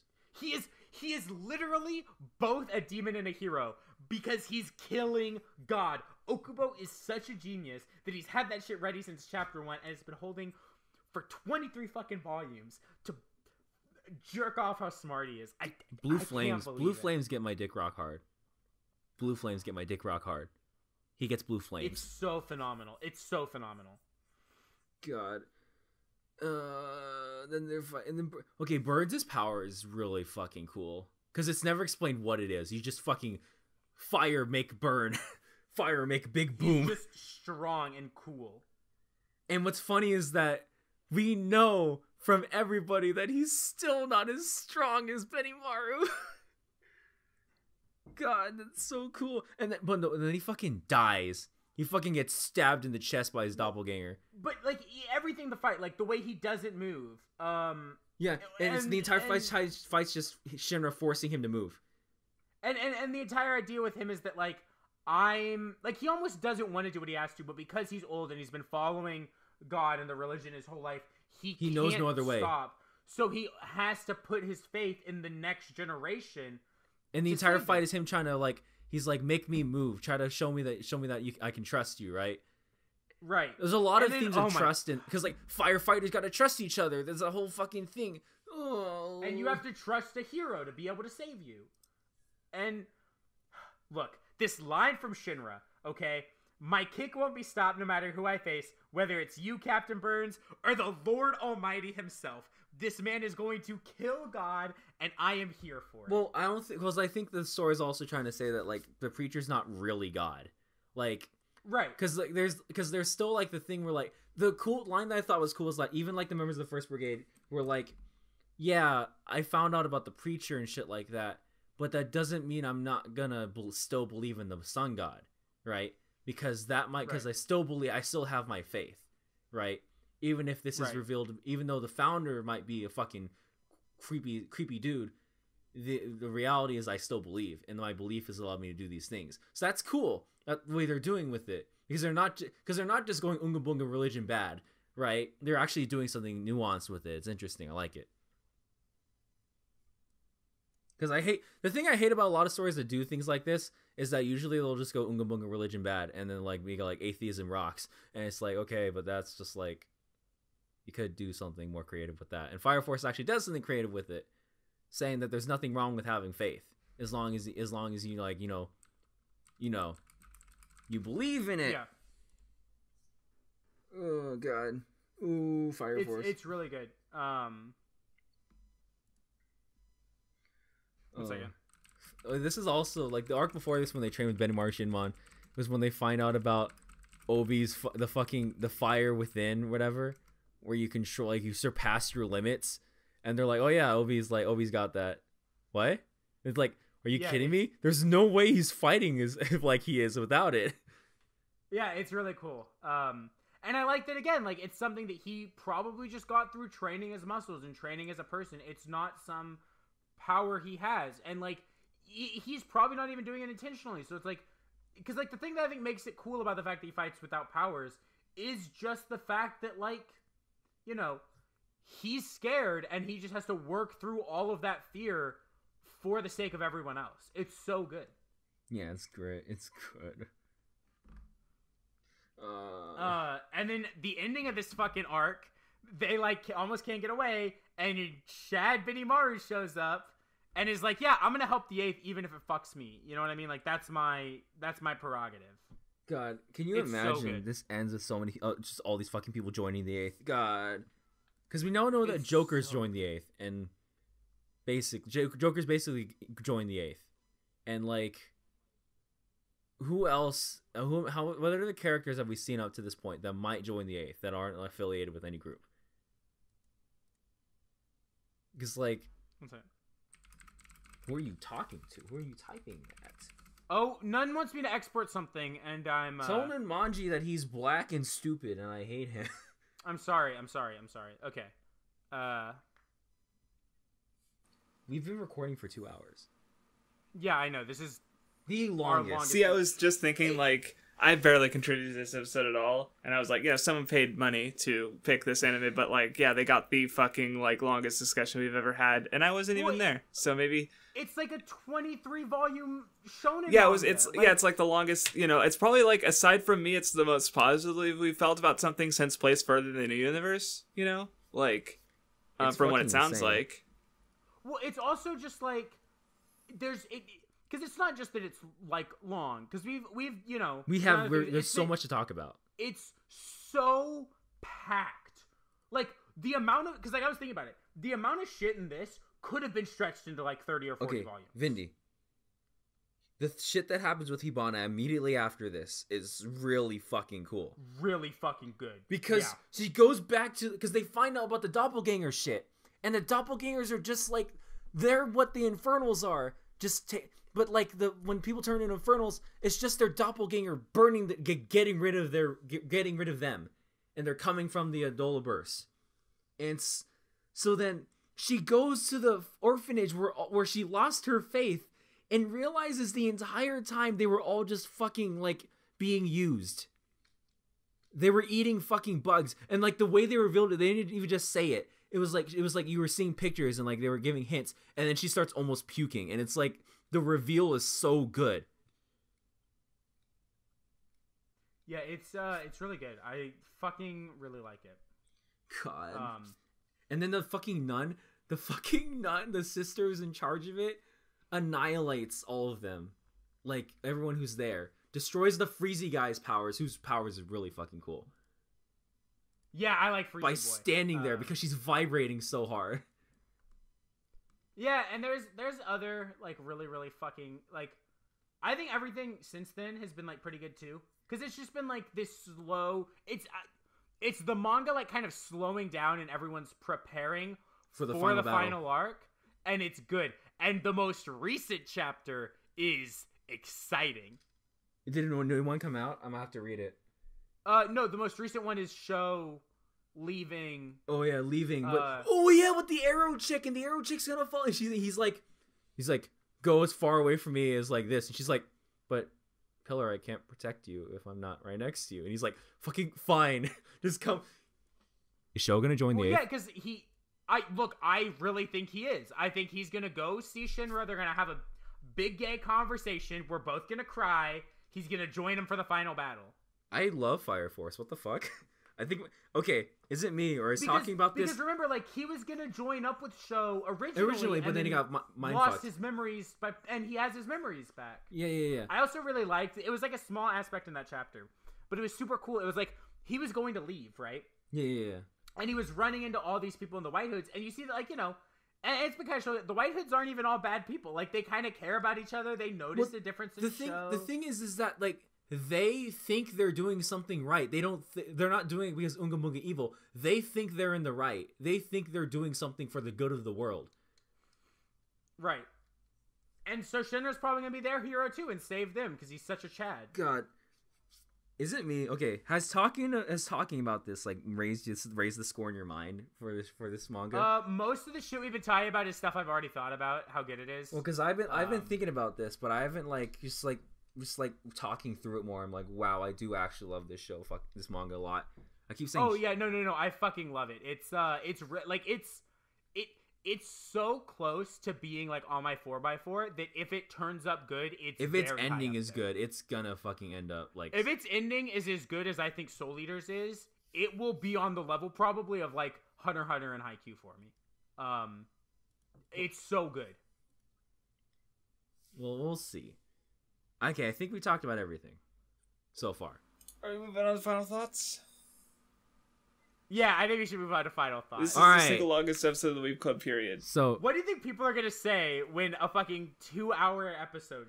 they're probably gonna be pops- like, like, oh wow, you actually had a lot to say about this. My favorite part about this episode is that it started with me actually being about to murder WattheWut, And now we're then like it just fucking. ended up We're about us to fuck. We're jerking right each about to other make off out right now. about solely, yeah, jerking each other off about Fire Force for 2 hours. We're both wearing fucking Fire Force cosplays and we're about to fucking make out right now. That's Oh my god. yeah. Yeah. All right, let's go to final thoughts. So basically, just so fucking like just quick TLDR. This manga is really great. We love the shit. Two out of three of us love the shit out of it, and it's like depending on how it ends, it might be like because like I'm thinking about it, I might like it more than Koi no Katachi, and Koi no Katachi is in my top 10.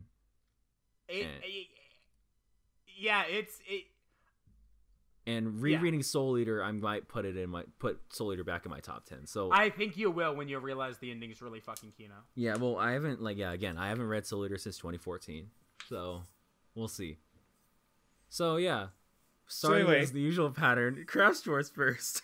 Yeah. My rating is DNF did not finish. I don't think I gave the series, the treatment it deserves for the, the podcast discussions we normally do. Like I explained in the beginning, I have circumstances and, hopefully going forward, I'll avoid this and, manage my time better. So I'm not like forcing myself to read 23 volumes in a week twice and, getting disinvested because I just the art is definitely good.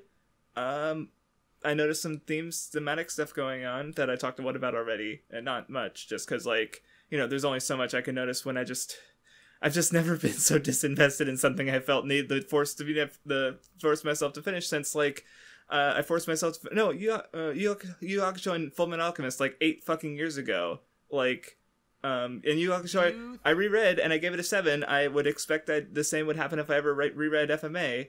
But it's just when you reread FMA. I don't know when that. I'm forcing you. Patrons, you can also patron us to read FMA again because I haven't read FMA. I've watched the anime, both animes, but I have not. Well, it's too long. It's 27 volumes, so. Damn. Manga's really good. So yeah, that's about it. Has us talking about it made you more interested? I literally have been watching VTuber videos for the last half an hour. Well, all right, cool. Good to know. Damn. Vindy's next. I fucking love it. Good writing. I love all the characters. I like the arcs. It's super densely packed. The pacing's really good. But the art, I think, is the standout part. The art is the thing that makes me lose my mind when I look at it. And I think that without the art being as phenomenal as it is, the manga just wouldn't be as good as it is. I'd probably give it a 9 right now, a light 9. I fucking really, really like it. I'd say it's really good. And you should read it if it sounds like it could be your thing. Yeah. So, originally, before recording this episode, I had it an 8, mostly because I'm at the point where I'm unsure, but because I had all these thoughts, but I wasn't sure about how I really felt in regards to how I feel about it. But I think now I'm comfortable giving it a 9, right where it's at. As of now, I'm gonna go fix it on my mouth. It's gonna be a 9 because Fire Force is really fucking good. And as an Okubo stan, I am contractually required to now like Fire Force. Also because it's fucking good. Read it now. Read it now. Read it now. Read it now. Yeah. Read it when you feel like it. No rush. Because I guess to add on to my previous thing, I am I'm reading Soul Eater on the Nen show, which slower reading speed, and it's a series that made you guys fall in love with him as a author before you even touched Fire Force. So. And I will try and go through Fire Force again, probably when it ends and after I've read Soul Eater and maybe care about, the author's mangography. Once you love Black Star and then Black Star shows up. Yeah, here's a good comparison point, because if you had made me rate Fire Force right now, I'd probably give it a 4, same score I used to have Yu Hakusho and FMA at. And the difference is that even just liking Fairy Tail in high school, gave me a foot in the door when rereading those two series for the Nen show, and I have, Rave Master at a 4 and Fairy Tail at a 6 right now, a light 6. And, it's complicated. So, just having that foot in the door, coming back to Fire Force could do a lot. I might go up to a 6, might go up to a 7. Maybe it'll go up to a 10. I don't fucking know. Heard it here first, folks. Craftsdwarf gave Fire Force a 10. Very 10 out of 10. I don't give a shit. Anyway. Sounds like we're done. Watching. Next time, plan for the Thanks. backlog. Oh, who is the patron who suggested That's this, a good question. Let me double check. Because, I would like to thank him. Fucking Chad. Who was making farting noises? That was my chair. That's his chair. Wow. His chair farted. His chair shitted.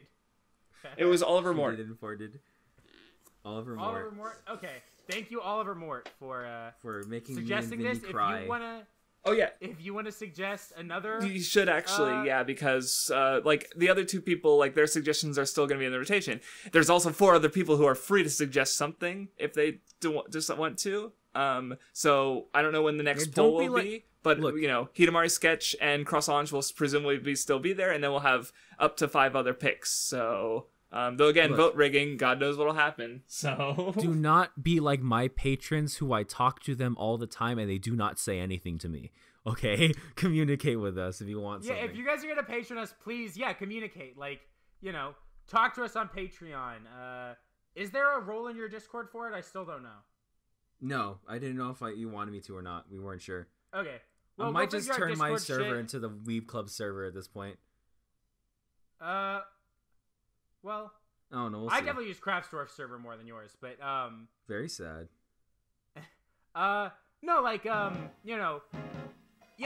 in the Patreon, suggest things, vote. Like, well, that's what we want, Yeah. All right. I think that's it. Have a good day, See everybody. Oh, wait, we didn't talk about what we're doing next. we already did. Oh, we never said what I we were mentioned- doing yeah, next. We're watching Gurren Lagann. Oh yeah, we're going. Oh yeah, Taking Gurren top of Lagann. Gurren Lagann. Gurren Lagann.